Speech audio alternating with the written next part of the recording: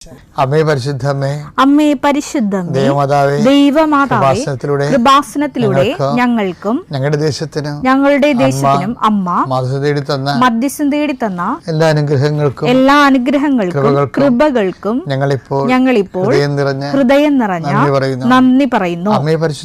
അമ്മേ പരിശുദ്ധമേ, ദൈവമാതാവേ, 2004 ഡിസംബർ 7-ാം തീയതി ഉച്ചകഴിഞ്ഞ് 2:30 കൃപാസനത്തിൽ സംഭവിച്ച അമ്മയുടെ പ്രത്യക്ഷപ്പെടലിനെ കുറിച്ച് തിരുസഭയ്ക്ക് സമർപ്പിച്ചിരിക്കുന്ന പഠനരേഖകളുടെ മേൽ സഭാത്മകമായ പഠനം ആരംഭിക്കുവാൻ ഞങ്ങൾ പ്രാർത്ഥിക്കുന്നു.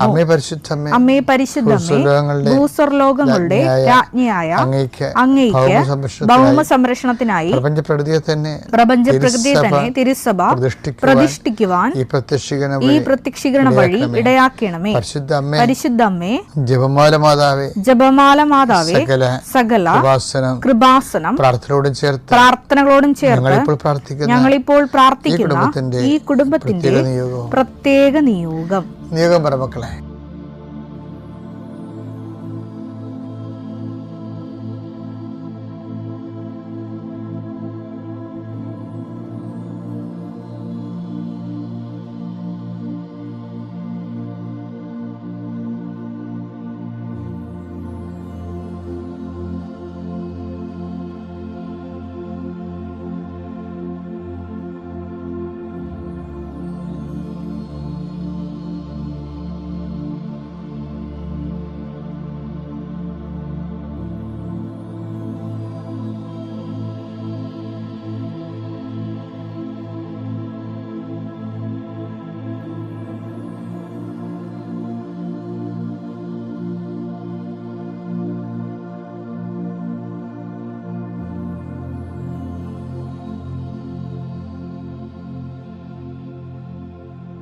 അമ്മയുടെ പ്രത്യക്ഷീകരണത്തിന്റെ ഈ അനുഗ്രഹവേളയിൽ ഞങ്ങൾക്ക് സാധിച്ചു തരുവാൻ കനിയണമേ.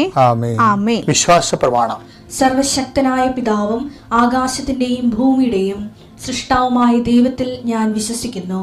അവിടുത്തെ ഏകപുത്രനും ഞങ്ങളുടെ കർത്താവുമായ ഈശോമിശിഹായിലും ഞാൻ വിശ്വസിക്കുന്നു.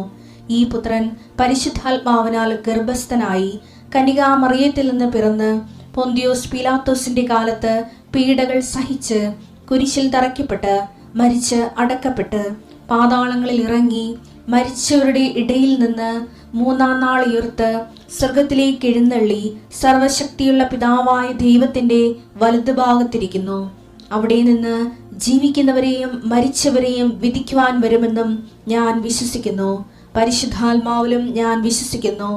വിശുദ്ധ കത്തോലിക്കാ സഭയിലും പുണ്യവാന്മാരുടെ ഐക്യത്തിലും പാപങ്ങളുടെ മോചനത്തിലും ശരീരത്തിന്റെ ഉയർപ്പിലും നിത്യമായ ജീവിതത്തിലും ഞാൻ വിശ്വസിക്കുന്നു. ആമേൻ. സുഖസ്ഥനായ ഞങ്ങളുടെ പിതാവേ, അങ്ങയുടെ നാമം പൂജിതമാകണമേ. അങ്ങയുടെ രാജ്യം വരണമേ. അങ്ങയുടെ തിരുമനസ് സ്വർഗത്തിലെ പോലെ ഭൂമിയിലും ആകണമേ. അന്നു വേണ്ടുന്ന ആഹാരം ഇന്ന് ഞങ്ങൾക്ക് തരണമേ. ഞങ്ങളോട് തെറ്റ് ചെയ്യുന്നവരോട് ഞങ്ങൾ ക്ഷമിക്കുന്നത് പോലെ ഞങ്ങളുടെ തെറ്റുകൾ ഞങ്ങളോടും ക്ഷമിക്കണമേ. ഞങ്ങളെ പ്രലോഭനത്തിൽ ഉൾപ്പെടുത്തരുതേ, തിന്മയിൽ ഞങ്ങൾ രക്ഷിക്കണമേ. ആമേൻ. നന്മ നിറഞ്ഞ മറിയമേ, സ്വസ്തി. കർത്താവ് അങ്ങയുടെ കൂടെ സ്ത്രീകളിൽ അങ്ങ് അനുഗ്രഹിക്കപ്പെട്ടവളാകുന്നു. അങ്ങയുടെ ഉദരത്തിൻ ഫലമായി ഈശോ അനുഗ്രഹിക്കപ്പെട്ടവനാകുന്നു. പരിശുദ്ധ മറിയമേ, തമ്പുരാന്റെ അമ്മേ, പാപികളായ ഞങ്ങൾക്ക് വേണ്ടി ഇപ്പോഴും ഞങ്ങളുടെ മരണസമയത്തും തമ്പുരാനോട് അപേക്ഷിക്കണമേ. ആമേൻ. എൻ്റെ കർത്താവേ, നിന്റെ ഉന്നതമായ നാമത്തിന് സ്വസ്ഥം ചെയ്യുന്നു. എൻ്റെ കർത്താവേ, നിന്റെ വിശുദ്ധ പൗരോഹിത്യത്തെ മഹത്വപ്പെടുത്തണമേ. കർത്താവേ, സഭയിലുള്ള സാന്നിധ്യം ദൃഢമാക്കണമേ. 39 വർഷം ഞാൻ അർപ്പിച്ച കുർബാനയുടെ യോഗ്യതയാൽ കൃപാസനത്താര ജീവനോടെ പ്രത്യക്ഷപ്പെട്ട പരിശുദ്ധ അമ്മയുടെ മാധ്യസ്ഥത ദൈവവേദലേ നീ അനുഗ്രഹിക്കപ്പെടട്ടെ. നിൻ്റെ കുടുംബം അനുഗ്രഹിക്കപ്പെടട്ടെ. നിന്റെ യാത്ര, നിൻ്റെ ചിന്തകൾ, നിൻ്റെ ആലോചനകൾ, നീ എടുക്കുന്ന തീരുമാനങ്ങൾ ദൈവവേദലേ കർത്താവ് നിന്നെ ആശീർവദിക്കട്ടെ. നീ ആരെ കോണ്ടാക്ട് ചെയ്യുന്നുവോ, ആരോട് ഫോണിൽ സംസാരിക്കുന്നുവോ, എവിടെ കൊണ്ട് നീ സഞ്ചരിക്കുന്നുവോ, എന്തിനു വേണ്ടി സഞ്ചരിക്കുന്നുവോ, നിൻ്റെ യാത്രകളെല്ലാം ലക്ഷ്യങ്ങളെല്ലാം കർത്താവ് അനുഗ്രഹിക്കട്ടെ.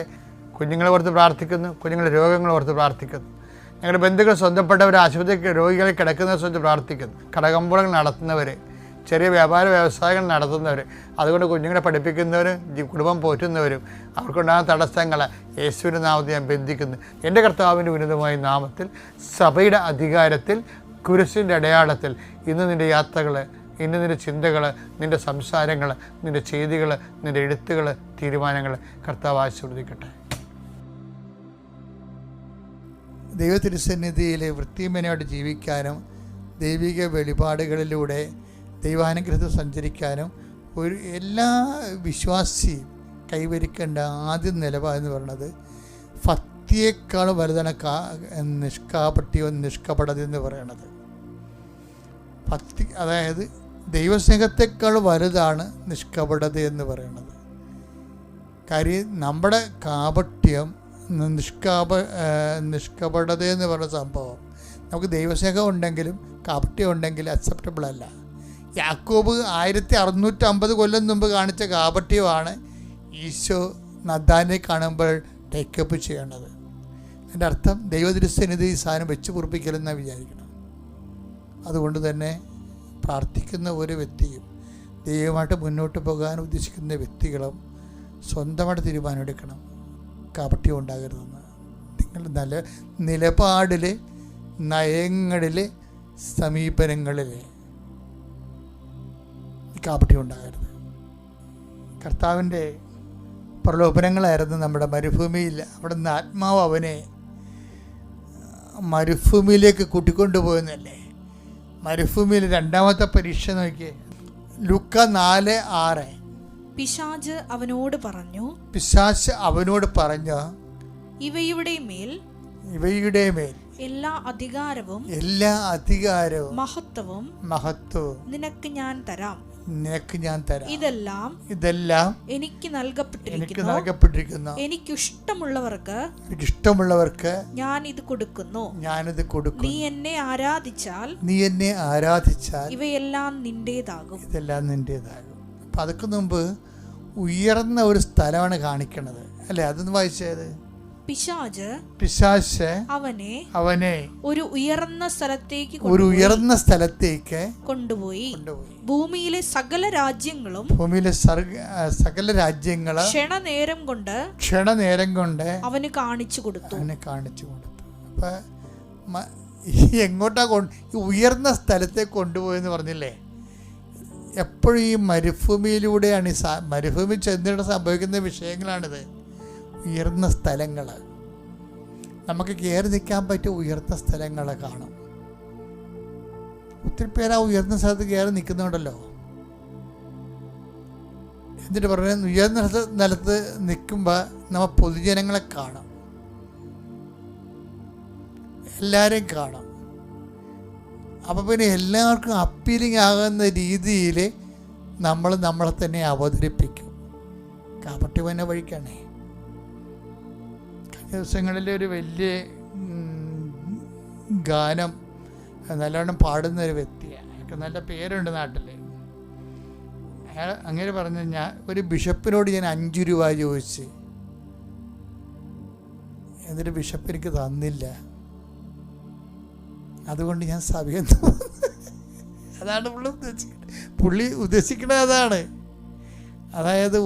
അതായത് ഉയർന്നു വരുമ്പോൾ ഈ മനസാക്ഷിക്കുത്തം ഉണ്ടാവില്ല മനുഷ്യന്.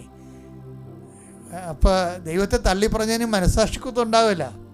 അപ്പോൾ മനസാക്ഷിക്കുത്തിന് സ്വയം പൊറുക്കാൻ വേണ്ടി ഒരു മാപ്പുസാക്ഷിനെ സൃഷ്ടിച്ചെടുക്കുകയാണ്. വല്ലൂരും പോയി ബിഷപ്പുമാരോട് 5 രൂപ ചോദിക്കുക. അപ്പം തന്നെ കള്ളനാണെന്ന് മനസ്സിലായില്ലേ? അപ്പം തന്നെ ആ പറയണം കള്ളത്തരമാണ്, ആ പറയുന്നതിൻ്റെ ഉദ്ദേശവും കള്ളത്തരമാണെന്ന് മനസ്സിലാണില്ലേ? അപ്പോൾ ഓരോരുത്തർ ഉയർന്നു കഴിയുമ്പോൾ, ഉയർന്ന സ്ഥലത്ത് ചെല്ലുമ്പോൾ മറ്റുള്ളവരെ ഇങ്ങനെ സഭയെ അപമാനിക്കുകയാണെങ്കിൽ തനിക്കൊരു മേൽക്കോയ്മ കിട്ടും. ഇതൊരു പ്രലോഭനമാണ്. അതാണ് ഉയർന്ന സ്ഥലത്ത് നിർത്തിയെന്ന് പറഞ്ഞില്ലേ? ഉയർന്ന സ്ഥലത്ത് നിർത്തുന്നത് ഞാൻ പറയും എൻ്റെ കഴിവ് കൊണ്ട് ഞാൻ കയറി നിന്നെന്ന് പറഞ്ഞാലും നമ്മൾ കാണിക്കുന്ന കാട്ടായം കാണുമ്പോൾ വേറെ ആരാണ് അവിടെ കൊണ്ടുപോയി നിർത്തിയിരിക്കണമെന്ന് ഉറപ്പാണ്. എൻ്റെ മക്കളെ പേയ്മെൻ്റാണ് ഇതെല്ലാം മുഴുവനും. അത് വെച്ചാൽ നമ്മൾക്ക് അത് ദൈവദൃശ്യനെതിരെ അതും ശരി ഇതും ശരിയെന്ന് പറഞ്ഞുകൊണ്ട് ദീപസ്തംഭം മഹാശര്യം എനിക്കും കിട്ടണം പണമെന്ന് ദൈവത്തെ എടുത്ത് നടക്കത്തൊരു പരിപാടി. അപ്പോൾ അതുകൊണ്ട് ഈ വിഷയം എപ്പോഴും നമ്മൾ ശ്രദ്ധിക്കേണ്ട കാര്യമാണ്. ഈ ആത്മാവ് അവനെ മരുഭൂമിയിലേക്ക് കൊണ്ടുപോകുമ്പോൾ ദൈവം തന്നെ കൊണ്ടുപോകും നമ്മൾ. പിന്നെ എന്തിനാണ് കൊണ്ടുപോകണത്? അത് കൊണ്ടുപോകണത് നമ്മുടെ സ്റ്റാൻഡ് ക്ലിയർ ആക്കണം. മരുഭൂമി കൊണ്ട് ഉദ്ദേശിക്കുന്നത് എന്താണ്? നമ്മൾ ഏത് വശത്താണ് നിൽക്കണമെന്നുള്ളതിന്, അല്ലാതെ രണ്ട് ബില്ലിക്കും ചവിട്ടിക്കൊണ്ട് നിൽക്കാൻ പറ്റും. പരിശുദ്ധ അമ്മയ്ക്കും ഈശോയ്ക്കും 1000 നന്ദി. എൻ്റെ പേര് ജിഷ ജോയി. ഞാൻ വരുന്നത് ഇടുക്കി ജില്ലയിലെ ഉപ്പുതോട് ഇടവകയിൽ നിന്നാണ്.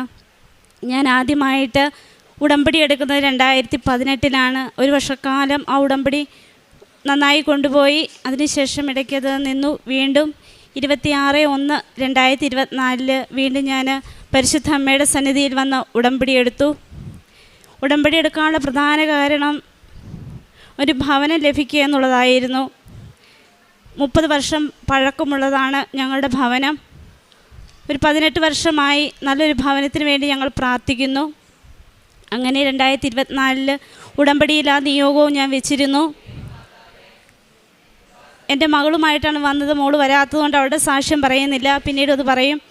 എനിക്ക് വളരെ നാളുകളായിട്ട് എൻ്റെ കാലിൻ്റെ മുട്ടിന് ഭയങ്കര വേദനയായിരുന്നു, നീരുമുണ്ടായിരുന്നു. ഡോക്ടറെ കാണിച്ചു കഴിഞ്ഞപ്പോൾ തേയ്മാനമാണെന്നും സ്റ്റെപ്പ് കയറി നടക്കരുതെന്നൊക്കെ പറഞ്ഞു. അങ്ങനെ നടന്ന് അത് കുറച്ച് മരുന്നെല്ലാം കഴിച്ചു. എങ്കിലും പരിശുദ്ധ അമ്മയുടെ ഈ നടയിൽ വന്നപ്പോൾ ഞാൻ പ്രാർത്ഥിക്കുമ്പോഴും എല്ലാം എനിക്ക് മുട്ടേ നിൽക്കാനൊന്നും സാധിക്കില്ലായിരുന്നു. കസേരയിലൊക്കെ ഇരുന്നുകൊണ്ടാണ് ഞാൻ പ്രാർത്ഥിച്ചുകൊണ്ടിരുന്നത്. 24 ഞാൻ ഉടമ്പടി എടുക്കാൻ വന്നപ്പോൾ അമ്മയുടെ ഈ നടയിൽ വന്ന് ഞാൻ മുട്ടുകുത്തി പ്രാർത്ഥിച്ചു. അന്നു മുതൽ എൻ്റെ ആ കാലിൻ്റെ വേദന പരിശുദ്ധ അമ്മയുടെ മധ്യസ്ഥ സഹായത്താൽ എനിക്ക് മാറിക്കിട്ടി. ഒരു സ്റ്റെപ്പ് പോലും കയറി എന്ന് ഡോക്ടർ പറഞ്ഞെങ്കിലും ഇപ്പോൾ ഓടി നടന്ന് എൻ്റെ ജോലികളെല്ലാം ചെയ്യുവാനായിട്ട് സാധിച്ചു. ഉടമ്പടി തൈലം ഞാൻ എൻ്റെ കാലിൻ്റെ മുട്ടിൽ തേച്ച് ഇപ്പോഴും പ്രാർത്ഥിക്കുന്നുണ്ട്. ഇതിൻ്റെ ഫലമായിട്ട് പരിശുദ്ധ അമ്മയുടെ സഹായത്താൽ എനിക്ക് അതിൽ നിന്ന് രോഗശാന്തി ലഭിച്ചു. ഒരു ബേക്കിംഗ് കോഴ്സിന് ചേരുകയും കേക്ക് ഉണ്ടാക്കാൻ പഠിക്കുകയായിരുന്നു. പല പ്രാവശ്യം ഞാനത് ഉണ്ടാക്കിയിട്ട് ഒരിക്കലും എനിക്കത് ശരിയായിട്ട് ഉണ്ടാക്കാൻ സാധിക്കുന്നില്ലായിരുന്നു.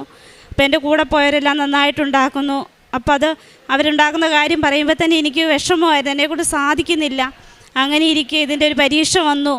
അപ്പോൾ ഇത് നമ്മൾ ഉണ്ടാക്കിക്കൊണ്ട് പോകണം. എനിക്കപ്പോൾ ഒരിക്കലും ഇത് ശരിയാകാത്തതുകൊണ്ട് ഒരു ഭയങ്കര പേടി സങ്കടമായിരുന്നു. അങ്ങനെ ഇരിക്കെ ഈ ബേക്കിംഗ് ക്ലാസ്സിൻ്റെ പരീക്ഷ ആയിക്കൊണ്ടിരുന്ന സമയത്ത് ഒരിക്കലും ഡെയിലി ബ്രെഡ് കൂടിക്കൊണ്ടിരിക്കുമ്പോൾ ബഹുമാനപ്പെട്ട ജോസഫ് അച്ഛൻ പറയുന്നു, നിങ്ങളുടെ നിർമ്മാണ പ്രവർത്തനങ്ങളെല്ലാം സമർപ്പിച്ച് പ്രാർത്ഥിക്കുക എന്ന്. പെട്ടെന്ന് ഞാൻ ഓർത്തു, ഈ കേക്കാണേലും ഉണ്ടാക്കുന്നൊരു പ്രവർത്തനമാണല്ലോ, എനിക്ക് സാധിക്കുന്നില്ലല്ലോ അമ്മേ, പരീക്ഷ വരുന്നു, എനിക്കിതുണ്ടാക്കാൻ സാധിക്കില്ലോ എന്നെല്ലാം ഓർത്താകെ വിഷമിച്ചിരുന്നു. പരീക്ഷ ആയപ്പോൾ നമ്മളതിൻ്റെ ഒരു നുള്ളു ഉപ്പ്, പരിശുദ്ധ അമ്മയുടെ വെഞ്ചിരിച്ച ഉപ്പ് ഒരു നുള്ളിട്ട് ഞാനിത് ഉണ്ടാക്കി. 2 കേക്കാണ് നമ്മൾ ഉണ്ടാക്കിക്കൊണ്ട് പോകേണ്ടത്. ഞങ്ങൾ 10-22 ആളുകളുണ്ടായിരുന്നു. അത് പരീക്ഷയായിട്ട് നടത്തി. അത് നമ്മൾക്ക് നോക്കുവാനൊക്കെ ആയിട്ട് ഉയർന്ന സാർമാരാണ് വന്നത്. പരിശുദ്ധ അമ്മയുടെ സഹായത്താൽ ആ 2 കേക്ക് ഉണ്ടാക്കിയത്, ഒരു ബർത്ത്ഡേ കേക്കും ഒരു ക്യാറ്റ് കേക്കും ഞാൻ ഉണ്ടാക്കി. അത് 2ലും അമ്മയുടെ വിശുദ്ധ ഉപ്പ് ഞാൻ ഇട്ടിരുന്നു. ഈ 2നും പരിശുദ്ധ അമ്മ എനിക്ക് ഫസ്റ്റ് ഒന്ന് അനുഗ്രഹിച്ചു. ഈ വലിയ അനുഗ്രഹത്തിന് ഞാൻ നന്ദി പറഞ്ഞ് പ്രാർത്ഥിക്കുന്നു. അതോടൊപ്പം അതിൻ്റെ പരീക്ഷ ഉണ്ടായിരുന്നു. ആ പരീക്ഷയിലും 1ാം സ്ഥാനം നൽകി അമ്മ എന്നെ അനുഗ്രഹിച്ചു. അതുപോലെ തന്നെ നേർച്ചുപ്പ് ഉപയോഗിച്ച് 6 മാസമായി എൻ്റെ ഒരു കുറച്ച് സ്വർണം നഷ്ടപ്പെട്ടിരുന്നു. അത് ഞാൻ അറിഞ്ഞിരുന്നില്ല. ഒരിക്കലും ഇങ്ങനെ ഞാൻ മിറ്റമടിച്ചപ്പോഴാണ് മോളുടെ ഒരു കമ്മൽ കിടന്ന് കിട്ടി. അപ്പോൾ ഞാൻ ഒരു ദൈവമേ, ഇതെൻ്റെ കൊച്ചിൻ്റെ കമ്മലാണല്ലോ. അപ്പോൾ അത് മുഴുവൻ പോയിരിക്കുന്നത്, അതിൻ്റെ കൂടുതലുണ്ടായിരുന്ന എല്ലാം പോയെന്ന് എനിക്ക് മനസ്സിലായി. അത് ഒരു 6 മാസം കഴിഞ്ഞതിന് ശേഷമാണ് ഇത് ഞാൻ മനസ്സിലാക്കുന്നത്. 6 മാസം കഴിഞ്ഞു. അപ്പോൾ ദൈവമേ, ഇത് പോയല്ലോ എന്നോർത്ത് ഇത് ഒരെണ്ണം കിട്ടിയതിൻ്റെ ആ ഭാഗത്ത് ഞാൻ വെഞ്ചിരിച്ച ഉപ്പ് ഞാൻ ഇട്ട് പ്രാർത്ഥിച്ചു. എനിക്ക് ഭയങ്കര വിഷമമായിരുന്നു, നഷ്ടപ്പെട്ടു പോയല്ലോ എന്നോർത്ത്. അത് കഴിഞ്ഞ് ഒരു ദിവസം ഞാൻ അടുക്കളയിലൊക്കെ പണിയുമ്പോൾ ഞാൻ അച്ഛൻ്റെ ഗ്ലാസ്സൊക്കെ വെച്ച് കൂടിക്കൊണ്ടിരിക്കും. അങ്ങനെ ഗ്ലാസ് കൂടിക്കൊണ്ടിരുന്നപ്പോൾ പെട്ടെന്ന് എൻ്റെ ഉള്ളിലോട്ട് ഈ മോളുടെ സ്വർണം പോയ കാര്യം ഓർമ്മയിൽ വന്നു. ഞാൻ ആ ഉപ്പിട്ട് പ്രാർത്ഥിച്ചിട്ട് ഞാൻ പോയി നോക്കിയപ്പോൾ അവിടെ തീയെല്ലാം ഇട്ട് കത്തിച്ച ഭാഗമായിരുന്നു.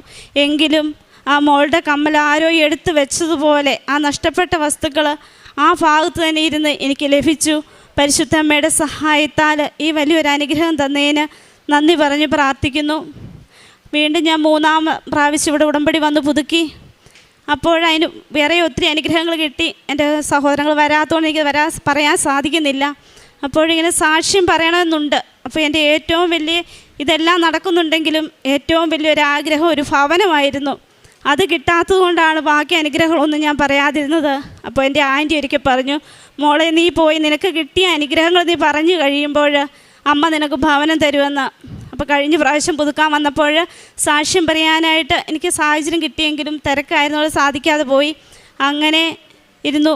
അപ്പോൾ എന്നും ഞങ്ങളും പ്രാർത്ഥിക്കുന്നു, ഞങ്ങളെ അറിയാവുന്നവരെല്ലാം ഞങ്ങൾക്കൊരു ഭവനത്തിന് വേണ്ടി പ്രാർത്ഥിക്കുന്നുണ്ട്.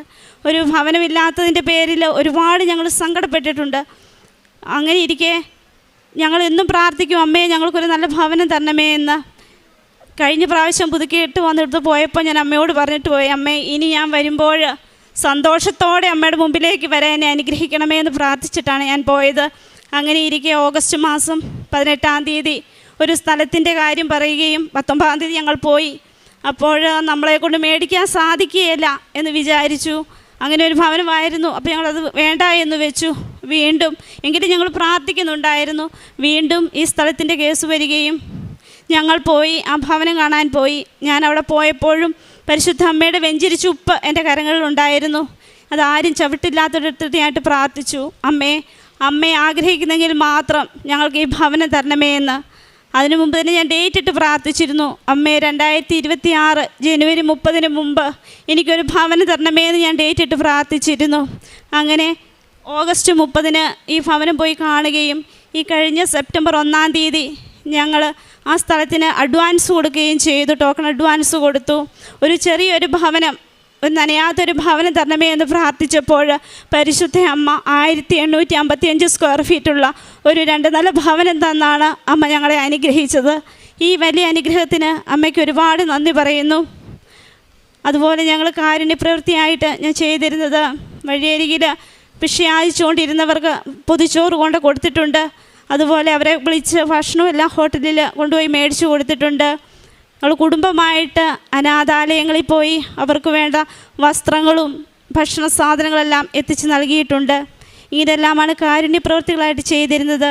പ്രേക്ഷിത പ്രവർത്തനമായിട്ട് ഇവിടുന്ന് തരുന്ന കൃപാസനം പത്രം ഓട്ടോറിക്ഷ സ്റ്റാൻഡുകളിലും വഴിയോരങ്ങളിലെല്ലാം കൊണ്ടുപോയി കൊടുത്തിട്ടുണ്ട്. അങ്ങനെ മറ്റുള്ളവരോട് പരിശുദ്ധ അമ്മയെപ്പറ്റി പറയുവാനും ഒരുപാട് പേര് എൻ്റെ കാലിൻ്റെ ഈ നടക്കാൻ വയ്യാതിരുന്ന അവസ്ഥയിൽ ഇവിടെ അമ്മയോട് വന്ന് പ്രാർത്ഥിച്ചപ്പോൾ ഈ അനുഗ്രഹം കിട്ടിയതിൻ്റെ പേരിൽ ഒരുപാട് പേര് ഞങ്ങളുടെ പ്രദേശത്ത് നിന്ന് അമ്മയുടെ സന്നിധിയിലേക്ക് വരുവാനും ഉടമ്പടി വിശ്വസിക്കാനും ഉടമ്പടി എടുത്ത് പ്രാർത്ഥിക്കുവാനും സാധിച്ചു. പരിശുദ്ധ അമ്മയുടെയും തിരുക്കുമാരൻ്റെയും ഈ വലിയ അനുഗ്രഹത്തിന് 1000 നന്ദി പറഞ്ഞുകൊണ്ട് അമ്മയുടെ പ്രത്യക്ഷീകരണത്തിലെ സാക്ഷിയാക്കി എന്നെ മാറ്റിയതിന് ഒരുപാട് നന്ദി പറയുന്നു. എൻ്റെ പേര് ഡെമിന.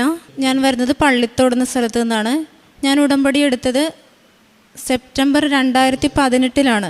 ആദ്യമേ ഉടമ്പടി എടുത്തത് 2018-ലാണ്. പക്ഷേ കുറച്ച് നാൾ എനിക്ക് ആ ഉടമ്പടി കൃത്യമായി പാലിക്കാൻ കഴിഞ്ഞുള്ളൂ. കുറേ സാഹചര്യങ്ങൾ മൂലം ഉടമ്പടി മുടങ്ങിപ്പോയി എൻ്റെ. പിന്നെ എനിക്ക് ഒത്തിരി നാളിവിടെ വരാൻ സാധിച്ചിരുന്നില്ല. പക്ഷേ കഴിഞ്ഞ 1 വർഷം മുൻപായി ഞാൻ മാതാവിൻ്റെ അടുത്ത് വരണമെന്നുള്ള മനസ്സിൽ ആഗ്രഹം ഒത്തിരിയായി തോന്നി. എപ്പോഴും സാക്ഷ്യങ്ങളൊക്കെ ഞാൻ കേൾക്കുമായിരുന്നു, വരുന്നില്ലെങ്കിൽ പോലും. പക്ഷേ എനിക്കിവിടെ വരണം എന്നുള്ള ആഗ്രഹം കഴിഞ്ഞ 1 വർഷമായി എങ്ങനെയെങ്കിലും മാതാവിൻ്റെ അടുത്ത് വരണം, ഉടമ്പടി എനിക്ക് പുതുക്കാൻ പറ്റിയില്ലെങ്കിൽ പുതിയ ഉടമ്പടിയായിട്ടെങ്കിലും എടുക്കണം എന്നുള്ള അതിയായ ആഗ്രഹമായിരുന്നു. അങ്ങനെ ഞാൻ കഴിഞ്ഞ ജൂലൈയിലാണ് 2024 ജൂലൈയിലാണ് ഉടമ്പടി പുതുക്കാനായി വരുന്നത്. ഇവിടെ വന്ന് സംസാരിച്ചപ്പോൾ എനിക്ക് എൻ്റെ പഴയ ഉടമ്പടി തന്നെ പുതുക്കാനുള്ള അനുവാദം കിട്ടി. ഉടമ്പടി പുതുക്കി ഞാൻ പോയി കഴിഞ്ഞപ്പോൾ പിന്നെ എനിക്ക് വളരെ വലിയ മാറ്റങ്ങളാണ് ഉണ്ടായത്. ആദ്യമായി തന്നെ എനിക്ക് മാറിയത് ഒരു 7 വർഷത്തോളമായി എനിക്ക് തൈറോയിഡിൻ്റെ പ്രശ്നം ഉണ്ടായിരുന്നു. അത് ഞാൻ ദിവസവും രാവിലെ അതിനുള്ള മെഡിസിൻ എടുത്തുകൊണ്ടാണ് നടന്നിരുന്നത്. പക്ഷേ ഉടമ്പടി എടുത്തതിന് ശേഷം ഞാൻ മെഡിസിൻ തനിയെ സ്റ്റോപ്പ് ചെയ്യുകയാണ് ചെയ്തത്. അത് മനഃപൂർവ്വമല്ല, ഞാനത് വിട്ടുപോയി കഴിക്കുന്നത്. പിന്നീട് അതങ്ങ് നിർത്തി. പക്ഷേ ഞാൻ ജോലി ചെയ്യുന്നത് ഒരു ഹോമിയോ ആശുപത്രിയിലാണ്. അപ്പോൾ എനിക്കിവിടെ ബ്ലഡ് ടെസ്റ്റ് ചെയ്യാനുള്ള സാഹചര്യങ്ങളുണ്ട്. ഞാനൊരു ദിവസം അങ്ങനെ മെഡിസിൻ നിർത്തിയെങ്കിൽ പോലും വെറുതെ പോയി തൈറോയ്ഡ് പരിശോധിച്ചപ്പോൾ എനിക്ക് തൈറോയ്ഡ് നോർമലാണ്. എന്താണങ്ങനെ വന്നതെന്ന് എനിക്ക് അറിയില്ല. തൈറോയ്ഡിൻ്റെതായ പ്രശ്നങ്ങളൊക്കെ എനിക്ക് ഉണ്ടായിരുന്നു നേരത്തെ. പക്ഷേ തൈറോയ്ഡ് നോർമലായി. അതിനോടൊപ്പം എനിക്ക് മുടി കൊഴിച്ചിലും ഉണ്ടായിരുന്നു തൈറോയ്ഡിൻ്റെ കൂടെ. ഈ നോർമലായി കഴിഞ്ഞിട്ട് മുടി കൊഴിച്ചിലുള്ള പ്രശ്നങ്ങൾ അങ്ങനെ ഒന്നുമില്ല. അസുഖങ്ങളെല്ലാം തൈറോയ്ഡായിട്ട് ബന്ധപ്പെട്ട എല്ലാ അസുഖങ്ങളും മാറി. അത് കൺഫേം ചെയ്യാൻ വേണ്ടി ഞാൻ റിസൾട്ട് അവിടെയുള്ള ഡോക്ടറെ തന്നെ കാണിക്കുകയും ചെയ്തു. അപ്പോൾ ഡോക്ടർ ആദ്യമേ കാണിച്ച ഡോക്ടർ എന്നോട് പറഞ്ഞാൽ തൈറോയ്ഡ് മാറില്ല, ജീവിതകാലം മുഴുവൻ മരുന്ന് എടുക്കേണ്ടി വരുന്നതാണ്. പക്ഷേ പെട്ടെന്ന് മാറി. എങ്ങനെ മാറി എന്നുള്ളത് അറിയില്ല. ഡോക്ടർ പറഞ്ഞു അത് അത്ഭുതമാണ് മാറിയത്. അപ്പം ഞാൻ ഡോക്ടറോടും പറഞ്ഞു എനിക്ക് ഇങ്ങനെ ഉടമ്പടി എടുത്തു. ഞാൻ ഉടമ്പടി എടുത്തു കഴിഞ്ഞിട്ടാണ് എനിക്ക് ആ മാറ്റം ഉണ്ടായത്. അത് ഞാനിപ്പോഴും എൻ്റെ അമ്മ തൈറോയ്ഡ് എനിക്ക് ഈ ഒരു വർഷമായി തൈറോയ്ഡിൻ്റെ മെഡിസിൻ എടുക്കേണ്ടി വന്നിട്ടില്ല. പൂർണ്ണമായി ഞാൻ അസുഖത്തിൽ നിന്ന് സുഖപ്പെട്ടു. ഈശോയ്ക്കും അമ്മയ്ക്കും ഒത്തിരി നന്ദി പറയുന്നു. രണ്ടാമതായി എനിക്ക് 9 വർഷമായി എൻ്റെ സ്കിന്നൊരു അലർജി ഉണ്ടായിരുന്നു. അത് എനിക്ക് വളരെ മാനസികമായ ബുദ്ധിമുട്ടുണ്ടാക്കിയ രീതിയിലാണ് അലർജി. എനിക്ക് വെയിൽ കൊള്ളാൻ പറ്റില്ലായിരുന്നു. വെയിൽ കൊണ്ട് കഴിയുമ്പം കൈയുടെ ഒരു ഭാഗത്ത് ചെറിയ കുരുക്കൾ പോലെ വന്ന് പൊട്ടി ഫ്ലൂയിഡ് വരും അതിൽ നിന്ന്. അപ്പോൾ എനിക്കത് പുറത്ത് പോലും എൻ്റെ കൈ കാണിക്കാൻ പറ്റാത്തൊരവസ്ഥയായിരുന്നു. അതിന് ഇംഗ്ലീഷ് മെഡിസിൻ ഒത്തിരി കഴിച്ചു, ഒത്തിരി ഓയിൻമെൻറ്റ് കഴിച്ചു, പെരുട്ടി ഉള്ളിൽ മരുന്നുകൾ കഴിച്ചു. അതും അടുത്തപ്പോൾ ഹോമിയോപ്പതിയിൽ കാണിച്ചു, അവിടെ നിന്നും മെഡിസിൻ എടുത്തു. പക്ഷേ ഒരു മാറ്റവും ഉണ്ടായില്ല. അപ്പോൾ ഞാൻ ജോലിക്ക് പോകുന്ന സ്ഥലത്താണെങ്കിൽ എൻ്റെ കൈ മറ്റുള്ളവർ കാണുമ്പോൾ എനിക്ക് വളരെ ബുദ്ധിമുട്ടായിരുന്നു. പക്ഷേ ഞാൻ മാതാവിനോട് ഉടമ്പടി പുതുക്കാൻ വന്നപ്പോലും എൻ്റെ അലർജിയുടെ കാര്യം പറഞ്ഞതുപോലുമില്ല. ഞാൻ ആകെ ചെയ്തിരുന്നത് ദിവസവും രാവിലെയുള്ള 5:30 പ്രാർത്ഥനയിൽ കയ്യിൽ ഉടമ്പടി തൈലം പുരട്ടും. അത് ഞാൻ അമ്മയോട് ഞാൻ സുഖപ്പെടുത്തണമെന്ന് പോലും പറയില്ല. ഞാൻ സങ്കടപ്പെട്ട് കയ്യിൽ പുരട്ടുമായിരുന്നു. എങ്ങനെയാണെന്നറിയില്ല, ഇപ്പോഴും എനിക്കത് കൃത്യമായി പറയാനറിയില്ല. 1-2 ആഴ്ചയെ കഴിഞ്ഞുള്ളൂ പുതുക്കി. ആ കയ്യിലെ പാട് പോലും ഇല്ലാണ്ട് അത് മാറിക്കിട്ടി. അതെനിക്ക് വളരെ അത്ഭുതമായി തോന്നുന്നൊരു കാര്യമാണ് ജീവിതത്തിൽ. കാരണം ഒരിക്കലും കാണിച്ച ഡോക്ടേഴ്സൊക്കെ പറഞ്ഞത് വെയിൽ കൊള്ളാൻ പാടില്ല, ഷർട്ടിട്ട് നടക്കണമെന്ന് പറഞ്ഞു, കൈ വെയിൽ കാണിക്കാതെ. അപ്പോൾ എനിക്ക് പുറത്തിറങ്ങാൻ പറ്റാത്തൊരു സാഹചര്യത്തിൽ നിന്ന് എനിക്ക് അത് എങ്ങനെ മാറി. ആ തൈലം മാത്രമാണ് ഞാൻ പുരട്ടിയത്, വേറെ ഒരു മെഡിസിനോ ഒന്നും പുരട്ടിയിട്ടുണ്ടായിരുന്നില്ല. ചൊറിച്ചിലുണ്ടാകുമായിരുന്നു, പക്ഷെ അത് പൂർണ്ണമായിട്ട് സുഖപ്പെട്ടു. അത് അധിക ദിവസം ആയില്ല, ഉടമ്പടി പുതുക്കി ആ ദിവസങ്ങളിൽ തന്നെ പൂർണ്ണമായിട്ട് സുഖപ്പെട്ടു. ഞാൻ പിന്നെ കൈയിൻ്റെ കാര്യം ഓർത്തതേ ഇല്ല. ഞാൻ കർച്ചീഫൊക്കെ കെട്ടിയാണ് നടന്നിട്ടിരുന്നത് ഒരിടയ്ക്ക്. എന്നെ അറിയാവുന്നവർക്കും എൻ്റെ കൂടെയുള്ളവർക്കും അതറിയാം എൻ്റെ പ്രശ്നം. പക്ഷേ പിന്നീട് ഞാൻ ആ കൈയിൻ്റെ കാര്യം വരെ മറന്നു. ഞാൻ ഒരു ദിവസം നോക്കുമ്പോഴാണ് കയ്യിൽ പാടില്ലല്ലോ, അലർജി പോയല്ലോ എന്ന്. അപ്പോഴെനിക്കത് അത്ഭുതമായിട്ട് തോന്നി. അങ്ങനെ തോന്നി ആ ആഴ്ചകളിൽ തന്നെ ഞാൻ അമ്മയെ സ്വപ്നം കണ്ടു. അമ്മയും കൃപാസനത്തിൻ്റെ ഫ്രണ്ടിലാണ് ഞാൻ കാണുന്നത്. അമ്മയും മഴവില്ലിൻ്റെ താഴെയായിട്ട് അമ്മ നിൽക്കുന്ന സ്വപ്നം. അതെനിക്ക് വളരെ സുഖപ്പെടുത്തിയതാണ് അമ്മ എന്നുള്ള പൂർണ്ണമായ വിശ്വാസം എനിക്ക് അപ്പോഴാണ് ബോധ്യമായത്. ശരിക്കും അത് എനിക്ക് ഒരു മെഡിസിനും അതിനു വേണ്ടി എടുക്കേണ്ടി വന്നില്ല. എന്നെ ഏറ്റവും വലിയൊരു ബുദ്ധിമുട്ടായിരുന്നു എൻ്റെ സ്കിൻ അലർജി. അതിൽ നിന്ന് എന്നെ സുഖപ്പെടുത്തിയ അമ്മയ്ക്ക് ഒത്തിരി നന്ദി പറഞ്ഞുകൊള്ളുന്നു. പിന്നെ എനിക്ക് ചെറുതിലേ മുതലേ എനിക്ക് പനിയുടെ കൂടെ ശ്വാസം മുട്ടൽ വരുന്ന പ്രശ്നം ഉണ്ടായിരുന്നു. അത് എത്ര വയസ്സ് മുതലാണെന്ന് എനിക്ക് കൃത്യമായി അറിയില്ല. ചെറുതിലേ മുതലേ ഉണ്ടെന്നാണ് എൻ്റെ അമ്മ പറഞ്ഞിരുന്നത്. പക്ഷേ അത് എപ്പോഴും പനി വരുന്നതിൻ്റെ കൂടെ ശ്വാസം മുട്ടൽ വരും. എപ്പോൾ പനി വന്നാലും ശ്വാസം മുട്ടലിൻ്റെ മെഡിസിൻ ഞാൻ എടുക്കണം, ഇഞ്ചക്ഷനോ ഗുളികയോ ആയിട്ട് എടുത്തുകൊണ്ടിരുന്നു. അതിപ്പോൾ ഒത്തിരി വർഷമായിട്ട്. ഉടമ്പടി പുതുക്കിയതിന് ശേഷം 2ാമത്തെ പുതുക്കൽ കഴിഞ്ഞപ്പോൾ എനിക്കൊരു നല്ലൊരു ശ്വാസം മുട്ടൽ, കടുത്ത ശ്വാസം മുട്ടൽ വന്നു. പനിയും വിട്ടുമാറാത്ത ശ്വാസം മുട്ടലുമായിട്ട് വന്നു. ഇൻഹേലർ എടുക്കേണ്ട ഒരു സാഹചര്യത്തിലേക്ക് ഞാൻ എത്തി. പക്ഷേ എന്നിട്ട് പോലും ഞാൻ ഉടമ്പടിയിൽ നിന്ന് ഒരു തരി പോലും മാറിയില്ല. കാരണം എനിക്ക് നല്ല വിശ്വാസമായിരുന്നു എന്നെ അമ്മ സുഖപ്പെടുത്തുന്നത്. പക്ഷേ ഡോക്ടർ എന്നോട് പറഞ്ഞത് ഇൻഹേലർ നമുക്ക് ഉപയോഗിച്ച് തുടങ്ങാം, ദീർഘനാളും ഇൻഹേലർ ഉപയോഗിക്കേണ്ടി വരും, എന്നാൽ ഇതിന് സമരം കിട്ടുള്ളൂ. ദിവസം 8-9 പഫൊക്കെ ഞാൻ ഇൻഹേലർ എടുക്കുമായിരുന്നു. എനിക്ക് പറ്റാതെ വന്നു.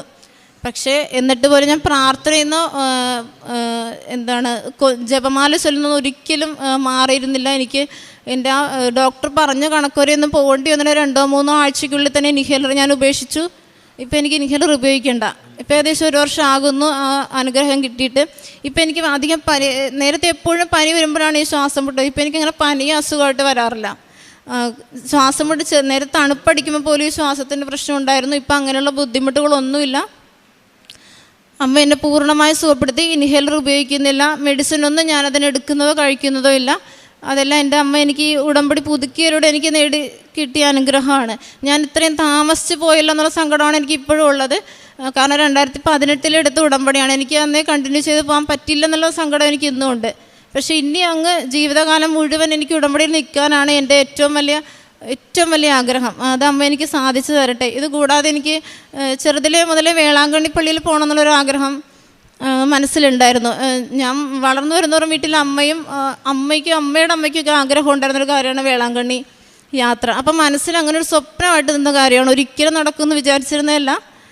അതിനുള്ള സാമ്പത്തികമായ സാഹചര്യങ്ങൾ പോലും ഉണ്ടായിരുന്നില്ല. പക്ഷേ കഴിഞ്ഞ വർഷം ഉടമ്പടി പുതുക്കിയതിന് ശേഷം തന്നെ മൈൻഡിൽ വരുന്നത് വേളാങ്കണ്ണി ഒരു ദിവസം പോകണമെന്നാണ്. അങ്ങനെ ആഗ്രഹിച്ചെന്ന് മാത്രമേ ഉള്ളൂ. ശരിക്കും അതിനുവേണ്ടിയൊന്നും പ്രാർത്ഥിച്ചത് പോലുമില്ല. പക്ഷേ കഴിഞ്ഞ സെപ്റ്റംബർ മാസം പെട്ടെന്നാണ് വേളാങ്കണ്ണി പോലെ പെട്ടെന്നങ്ങ് തീരുമാനം എടുക്കുന്നു, അമ്മയെ അറിയിക്കുന്നു, ഫാമിലിയോടെ വേളാങ്കണ്ണി പെട്ടെന്ന് പോകുന്നു. യാത്രയും എല്ലാം സുഖമായിട്ട് അമ്മ മാതാവ് എനിക്കവിടെ പോയി അമ്മയെ കാണാൻ സാധിച്ചു. അതൊരു ജീവിതത്തിൽ കിട്ടാവുന്നതിൽ വെച്ച് ഏറ്റവും വലിയൊരു അനുഗ്രഹ യാത്രയായിരുന്നു അത്.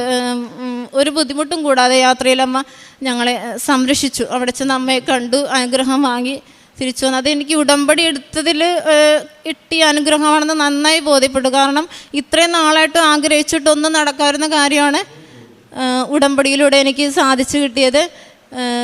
ഞാൻ പ്രേക്ഷിത പ്രവർത്തനമായി പത്രം എടുത്ത് കൊടുക്കുന്നുണ്ട്. ഞാൻ ജോലിക്ക് പോകുന്ന സ്ഥലങ്ങളിലാണ് ഞാൻ പത്രം കൊണ്ടുപോകുന്നത്. അപ്പോൾ എടുക്കുന്ന ആ ദിവസങ്ങളിൽ തന്നെ ജോലിക്ക് പോകുമ്പോൾ കൊണ്ടുപോയി കൊടുത്ത് വഴിയിൽ കാണുന്നവർക്കും കയറുന്ന വണ്ടിയിലോ ഓട്ടോയിലൊക്കെ ഉള്ളവർക്കാണ് ഞാൻ പത്രം കൊടുക്കുക. എല്ലാവരും വളരെ സന്തോഷത്തോടെയാണ് പത്രം വാങ്ങിക്കുന്നത്. എല്ലാവരോടും ഞാൻ എനിക്ക് സംഭവിച്ച കാര്യങ്ങൾ പറയാറുണ്ട്. എനിക്ക് ഉടമ്പടിയിലൂടെ കിട്ടിയ അനുഗ്രഹങ്ങൾ അതോടുകൂടി തന്നെ അവരോടും ഞാൻ ആവശ്യപ്പെടും. എപ്പോഴെങ്കിലും ഇവിടെ കൃപാസനത്തിൽ വന്ന് അമ്മയെ വന്ന് കാണണം, ഉടമ്പടി എടുക്കണം, അനുഗ്രഹം എനിക്ക് സാധിക്കുന്നവരോടൊക്കെ ഞാൻ പറയുന്നുണ്ട്. കുറച്ച് പേര് വന്ന് ഉടമ്പടി എടുത്തവരും ഉണ്ട്. അങ്ങനെ എൻ്റെ സംസാരത്തിൽ നിന്ന് തന്നെ എനിക്ക് കിട്ടിയ അനുഗ്രഹങ്ങൾ മനസ്സിലാക്കി വന്ന് എടുത്തവരുണ്ട്. ഇനി ഞാൻ ചെയ്യുന്ന കാരുണ്യപ്രവർത്തികളെന്ന് പറഞ്ഞാൽ ക്യാൻസർ പേഷ്യൻസിന് എല്ലാ മാസവും എനിക്ക് കിട്ടുന്ന വരുമാനത്തിൽ നിന്നൊരു തുക ഞാൻ ക്യാൻസർ പേഷ്യൻസിന് കൃത്യമായി കൊടുക്കുന്നുണ്ട്. അതുകൂടാതെ അനാഥരായിട്ടുള്ളവർക്കുള്ളൊരു ചാരിറ്റിയിലും ഞാൻ അംഗമാണ്. അപ്പം അതിൽ ഞാൻ കൃത്യമായിട്ട് എനിക്ക് അത് പുതുക്കിയ ശേഷമാണ് അങ്ങനെയുള്ള മനസ്സൊക്കെ എനിക്ക് വരാൻ തുടങ്ങിയത്, അങ്ങനെ ചെയ്യണം എന്നൊക്കെയുള്ള തോന്നൽ. അപ്പോൾ അത് ഞാൻ കൃത്യമായിട്ട് എനിക്ക് കിട്ടുന്ന എന്താണോ അതിൽ ഞാനൊരു പങ്ക് ഈ 2 കാര്യങ്ങൾക്കായി കൃത്യമായി വിനിയോഗിക്കുന്നുണ്ട്. പിന്നെ ഈ ഉടമ്പടി നേർച്ച വസ്തുക്കളുടെ ഉപയോഗമാണ് കൂടുതലും എന്നെ രക്ഷിച്ച്.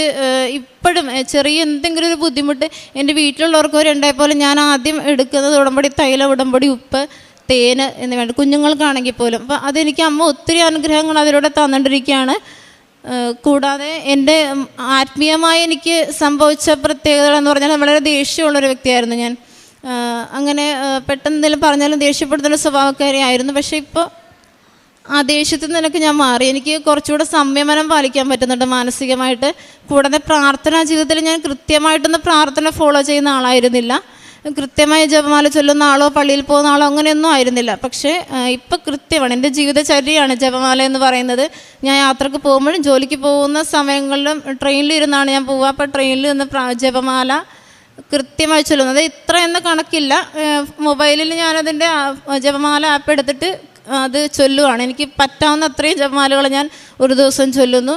രാത്രിക്കുള്ളിൽ എത്രയും സാധിക്കാം അത്രയും ജപമാലകൾ ഇന്നും മുടക്കം കൂടാതെ. ഏത് അവസ്ഥ വന്നപ്പോൾ പോലും ജപമാല ഞാൻ മുടക്കിയിട്ടില്ല. അതോടുകൂടെ തന്നെ ബൈബിൾ വായനയും എനിക്ക് ഉണ്ടായിരുന്നില്ല. ബൈബിൾ വായന ഇപ്പോൾ അരമണിക്കൂർ എന്നാണെങ്കിൽ അരമണിക്കൂറിൽ കൂടുതൽ ബൈബിൾ സ്ഥിരമായി വായിക്കുന്നു. കൂടാതെ പുതിയ നിയമം ഞാൻ വായിക്കണം എന്നൊരാഗ്രഹം തോന്നി മുഴുവനായിട്ട്. അത് ഞാൻ വായിച്ച് ഏകദേശം പകുതിയോളം എത്തി. സ്ഥിരമായി അങ്ങയെ വായിച്ചു പോകുന്നുണ്ട്. അതുകൂടാതെ ദിവസം നമ്മൾ പ്രാർത്ഥിച്ചു കിട്ടുന്ന വചനം എപ്പോഴും മനസ്സിന് ദൈവം നമ്മുടെ സംസാരിക്കുന്ന രീതിയിലാണ് വചനങ്ങൾ. പരിശുദ്ധാത്മാവിനോട് പ്രാർത്ഥിച്ചിട്ടായിരിക്കും എപ്പോഴും ബൈബിൾ വായിക്കാൻ എടുക്കുന്നത്. അപ്പോൾ എനിക്കുള്ള മെസ്സേജ് എന്താണോ എന്നുള്ളത് എനിക്ക് ബൈബിൾ വായിക്കുമ്പോൾ തന്നെ ബോധ്യപ്പെടും അതിൽ നിന്ന്. അപ്പോൾ അത് വളരെ അനുഗ്രഹമാണ്. കൂടാതെ ദിവസവും അച്ഛൻ്റെ ഡെയിലി ബ്രെഡ് ഞാൻ സ്ഥിരം മുടങ്ങാതെ കൂടുന്നുണ്ട്. എല്ലാ ദിവസവും പോകുമ്പോഴും കുടുംബത്തെ മുഴുവനായി സമർപ്പിച്ച് അച്ഛൻ്റെ പ്രാർത്ഥനയിൽ അച്ഛനോടൊപ്പം പങ്കുചേരുന്നു. അതുകൊണ്ട് തന്നെ എനിക്ക് ഒരു കാര്യത്തിലും ടെൻഷൻ ഇല്ലാത്തൊരു സാഹചര്യമാണ്. കാരണം എന്തുണ്ടെങ്കിലും അതിന് അമ്മയുടെ കയ്യിൽ അതിനുള്ള പരിഹാരമുണ്ടെന്നുള്ളൊരു രീതിയാണ് ഇപ്പോൾ എൻ്റെ ലൈഫിൽ. ഇപ്പോൾ എനിക്ക് എന്ത് ബുദ്ധിമുട്ട് വന്നാലും ഞാൻ ആദ്യം അമ്മയോടാണ് പറയുന്നത്. ആ ഒരു മൈൻഡിലേക്ക് ഞാൻ എത്തി. വേറെ വ്യക്തികളോടല്ല ഞാനിപ്പം നേരത്തെ ഷെയർ ചെയ്യുന്ന പോലെ അല്ല, ഇപ്പം ഞാൻ അമ്മയോടാണ് പറയുന്നത്. അപ്പോൾ എനിക്കത് ധൈര്യമാണ്. അമ്മ എൻ്റെ കൂടെ ഉണ്ട്. ഇന്നും അമ്മയുടെ പ്രസൻസ് എനിക്ക് ഫീൽ ചെയ്യുന്നുണ്ട്. ഇവിടെ വന്ന് നിൽക്കാൻ സാധിക്കുക എന്ന് വെച്ചാൽ അത് ചെറിയൊരു കാര്യമല്ല, അത് ഏറ്റവും വലിയൊരു കാര്യമാണ്.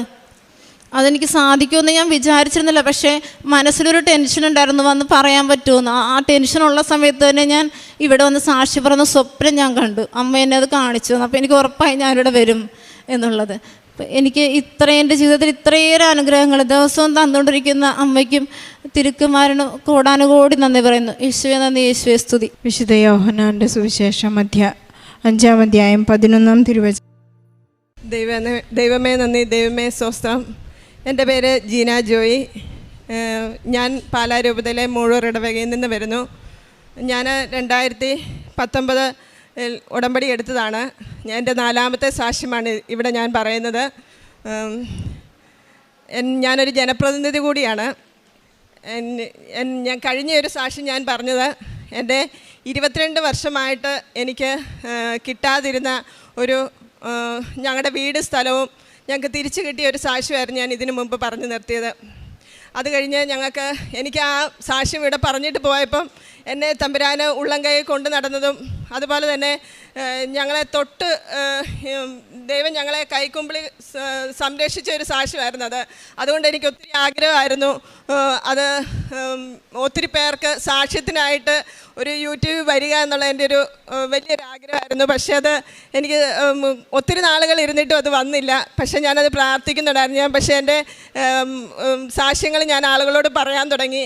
അങ്ങനെ കറക്റ്റ് 1 മാസം തികയുന്ന ആ ദിവസം തന്നെ ഇത് ലൈവായിട്ട് യൂട്യൂബിൽ വന്നു. അങ്ങനെ ഞാൻ എന്നിട്ടും ഇത് അറിയുന്നില്ല. എന്നെ ഒത്തിരി ആളുകൾ വിളിച്ചു, ജീന ഇത്രയും വലിയൊരു സങ്കടം കൊണ്ടാണോ നടന്നിരുന്നത് എന്ന് ചോദിച്ച് എന്നെ വിളിച്ചപ്പോൾ മാത്രമാണ് ഈ ലൈവായിട്ട് ഈ ഉടമ്പടി സാക്ഷ്യം വന്ന വിവരം ഞാൻ അറിയുന്നത്. ഇത് വന്നതിൻ്റെ പിറ്റേ ദിവസം തന്നെ ഞങ്ങൾക്ക് പണമടച്ചത് മാത്രമേ ഉണ്ടായിരുന്നുള്ളൂ. വീട്ടിൽ ഞങ്ങൾ തിരിച്ച് കയറാൻ പറ്റിയായിരുന്നു. ആ സാക്ഷി ഇതിനു മുമ്പ് പറഞ്ഞതാണ്. പക്ഷേ ഈ സാക്ഷ്യം ഇവിടെ യൂട്യൂബിൽ അച്ഛൻ വന്നതിൻ്റെ പിറ്റേ ദിവസം തന്നെ ഞങ്ങൾക്ക് ആധാരവും ബാക്കി കാര്യങ്ങളും അമ്മ മാതാവ് തന്ന്, അതുപോലെ തന്നെ എല്ലാ കാര്യങ്ങളും ആ വീട് സ്ഥലവുമായിട്ടുണ്ടായിരുന്ന എല്ലാ കാര്യങ്ങളും തീർത്ത് തരുന്നതിന് അമ്മ ഞങ്ങളെ സഹായിച്ചു. അതുപോലെ എനിക്ക് വർഷങ്ങളായിട്ടുണ്ടായിരുന്നു യൂറിൻ ഇൻഫെക്ഷൻ്റെ ഭയങ്കര ബുദ്ധിമുട്ടുകളുണ്ടായിരുന്നു. പക്ഷേ എനിക്കത് ആരോടും പറയാനോ ചികിത്സ നേടാനോ എനിക്കങ്ങ് എന്തോ ഒരു നാണക്കേട് പോലായിരുന്നു. അത് എന്തോ ഒരു വലിയ വിഷയമാണെന്ന് ഓർത്ത്. പക്ഷേ ഞാൻ ഇവിടുത്തെ അമ്മ മാതാവിൻ്റെ ഉപ്പ് ഉപയോഗിച്ച് വെള്ളം കുടിച്ചതിൻ്റെ ഫലമായിട്ട് അതെനിക്ക് തീർത്ത് മാറി കിട്ടുന്നതിന് സാധിച്ചു. അതുപോലെ എൻ്റെ കാലിൻ്റെ ഇടുക്കുകളിൽ പരിവുണ്ടാകുന്നൊരു ഇതുണ്ടായിരുന്നു. അത് വന്നു കഴിഞ്ഞ് കഴിഞ്ഞാൽ നമുക്ക് അസഹനീയമായ വേദനയാണ്. അത് പല പ്രാവശ്യം ഇങ്ങനെ വരും. അതൊന്ന് മാറി അടുത്തത് വരുന്ന വേറെ എവിടെ അതിന് തൊട്ടടുത്ത് തന്നെ വേറെ വരും. അങ്ങനെ ഞാൻ ഒത്തിരി നാളുകൾ ഇതങ്ങനെ സഹിച്ചു. പക്ഷേ ഞാൻ ഉടമ്പടി വസ്തുക്കളൊന്നും ഉപയോഗിച്ചിരുന്നില്ല. ഹോസ്പിറ്റലിൽ നാണക്കേട് കാരണം കാണിക്കത്തുമില്ല.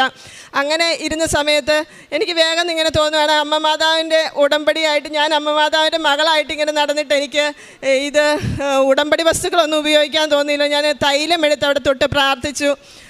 അങ്ങനെ എനിക്ക് ആ പരിവ് പൂർണ്ണമായിട്ടും മാറി കിട്ടുന്നതിന് ഈ 2 രോഗസൗഖ്യങ്ങളും എനിക്ക് കിട്ടുന്നതിന് സാധിച്ചു. അമ്മയ്ക്കും തിരുകുമാരനും നന്ദി പറയുന്നു. അതുപോലെ ഞാനൊരു ജനപ്രതിനിധിയാണെന്ന് പറഞ്ഞു. അത് ഞാൻ ഇതിനു മുമ്പ് ഇവിടെ സാക്ഷ്യം പറഞ്ഞപ്പോൾ ഞാൻ പറഞ്ഞിരുന്നു, എനിക്കൊരു 21 വർഷത്തോളമായിട്ട് എനിക്ക് പഞ്ചായത്തിന് എഴുതി കിട്ടാതിരുന്നൊരു റോഡുണ്ടായിരുന്നു. അത് ഞാൻ പഞ്ചായത്തിന് എഴുതി കിട്ടുന്നതിന് എന്നെ അമ്മ മാതാവ് സഹായിച്ചിരുന്നു. അത് കഴിഞ്ഞ് അതിന് ഞാൻ അന്നിവിടെ സാക്ഷ്യം പറഞ്ഞിരുന്നു, അതിന് ഉള്ള ഫണ്ട് കൂടി അനുവദിച്ച് അതൊരു റോഡാക്കി തീർത്തിട്ടേ ഞാൻ അമ്മ മാതാവ് എന്നെ ഈ ഒരു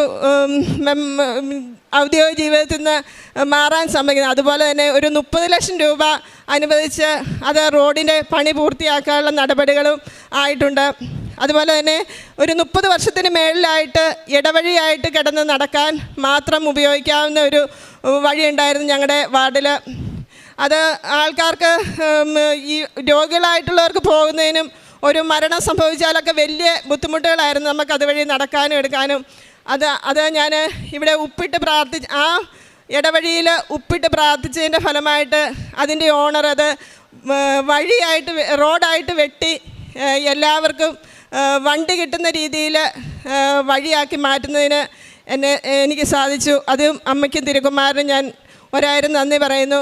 അതുപോലെ എൻ്റെ വാർഡിൽ ഒരു 19 വർഷത്തോളം ആയിട്ട് ഉണ്ടായിരുന്ന ഒരു ആയുർവേദ ഹോസ്പിറ്റലാണ്. അതെൻ്റെ ഒരു ഉടമ്പടിയിലെ ഒരു നിയോഗമായിരുന്നു. എൻ്റെ കാലാവധി തീരുന്നതിന് മുൻപ് എനിക്കൊരു 10 ബെഡിന് കിടക്കുന്ന രോഗികളുള്ള ഒരു ആശുപത്രിയാക്കി മാറ്റിയെടുക്കണമെന്നുള്ളത്. അതുപോലെ അതിൻ്റെ പണി പൂർത്തിയായിട്ടില്ലായിരുന്നു. 30 പേർക്ക് കിടക്കാവുന്ന രീതിയിലൊരു ആശുപത്രി കെട്ടിടം പണി പൂർത്തിയാക്കുന്നതിനും അതുപോലെ 10 ബെഡിൻ്റെ അംഗീകാരം മേടിച്ചെടുക്കുന്നതിനും അമ്മ മാതാവ് എന്നെ സഹായിച്ചു.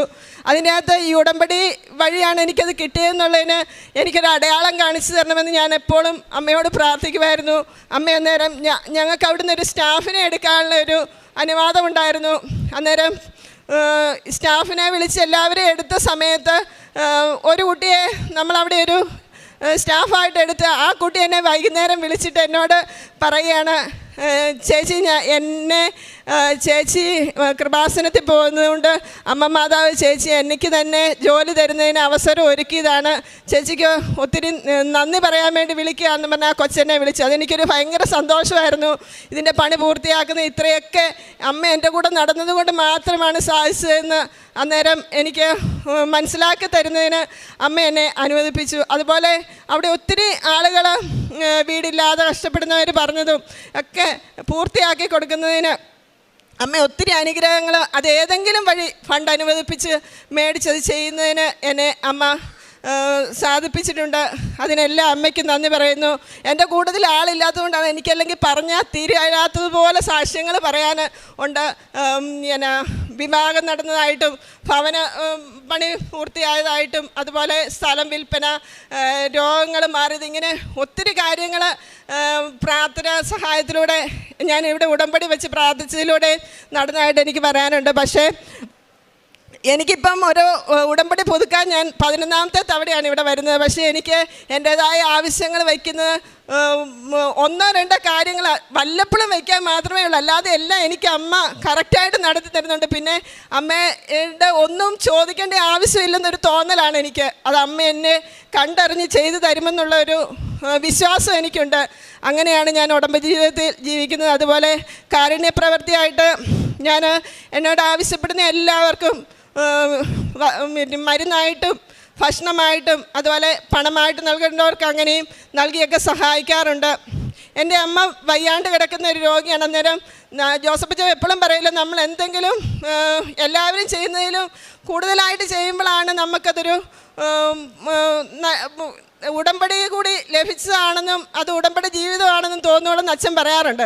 അതുകൊണ്ട് ഞാൻ അമ്മയെ ശുശ്രൂഷിക്കുമെങ്കിലും എനിക്ക് എപ്പോഴും ഉണ്ടായിരുന്ന വേറെ എവിടെയെങ്കിലും പോയി എനിക്ക് രോഗികളെ ശുശ്രൂഷിക്കണമെന്നൊരു ആഗ്രഹം. അത് കാരണം അതിനു വേണ്ടി ഞാൻ പ്രാർത്ഥിച്ചുകൊണ്ടിരുന്നു. പക്ഷേ അതുകൊണ്ട് അമ്മേ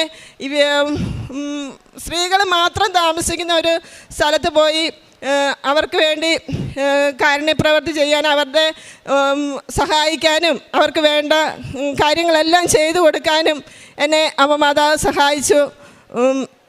അതുപോലെ ദിവസവും എൻ്റെ ആത്മീയ ജീവിതത്തിലാണെങ്കിൽ ഒത്തിരി മാറ്റങ്ങൾ വരുത്തുന്നതിന് അമ്മ സഹായിച്ചു.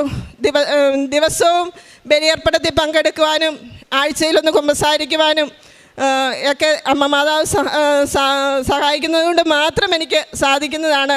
ഒത്തിരി പ്രതിസന്ധികളിലൂടെയും ഒത്തിരി വിഷമങ്ങളിലൂടെയാണ് ഞാൻ കടന്നു പോകുന്നത്. എല്ലാ ദിവസവും തന്നെ എന്തെങ്കിലുമൊക്കെ വിഷമങ്ങൾ കാണും.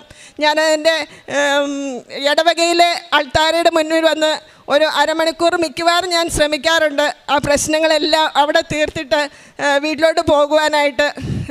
അത് എൻ്റെ ജനപ്രതിനിധി ആണെങ്കിൽ പോലും ആ ഒരു പ്രശ്നങ്ങളെ വാർഡ് മെമ്പർ എന്നുള്ള ആ രീതിയിലും എൻ്റെ വീടിനെയും എല്ലാം ജനങ്ങളെയും എല്ലാം ചേർത്തിണക്കി ഒരുപോലെ കണ്ട് മുന്നോട്ട് കൊണ്ടുപോകുന്നതിന് അമ്മ മാതാവിൻ്റെ ഒറ്റയൊരു കരുതലുകൊണ്ട് മാത്രമാണ് എനിക്ക് സഹായിച്ചത്.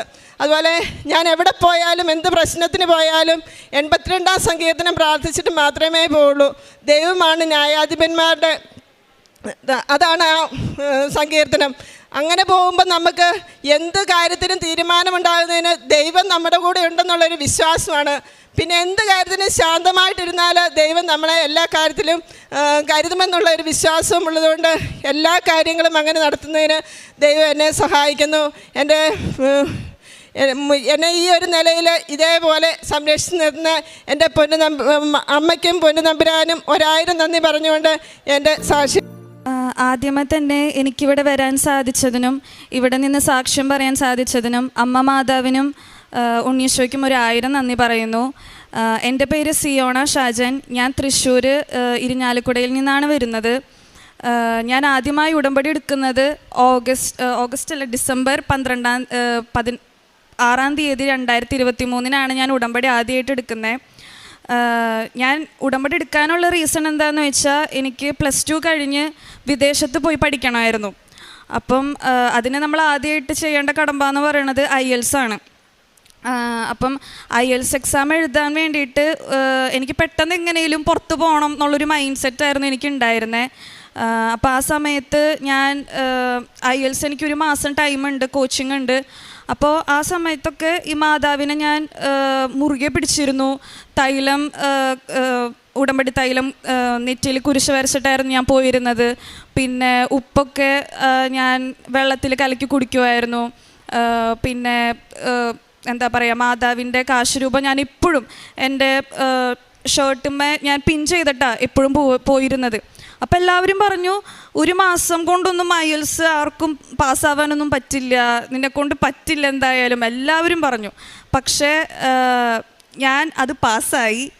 വളരെ നല്ല മാർക്കോടുകൂടി എനിക്കത് പാസ്സാവാൻ പറ്റി.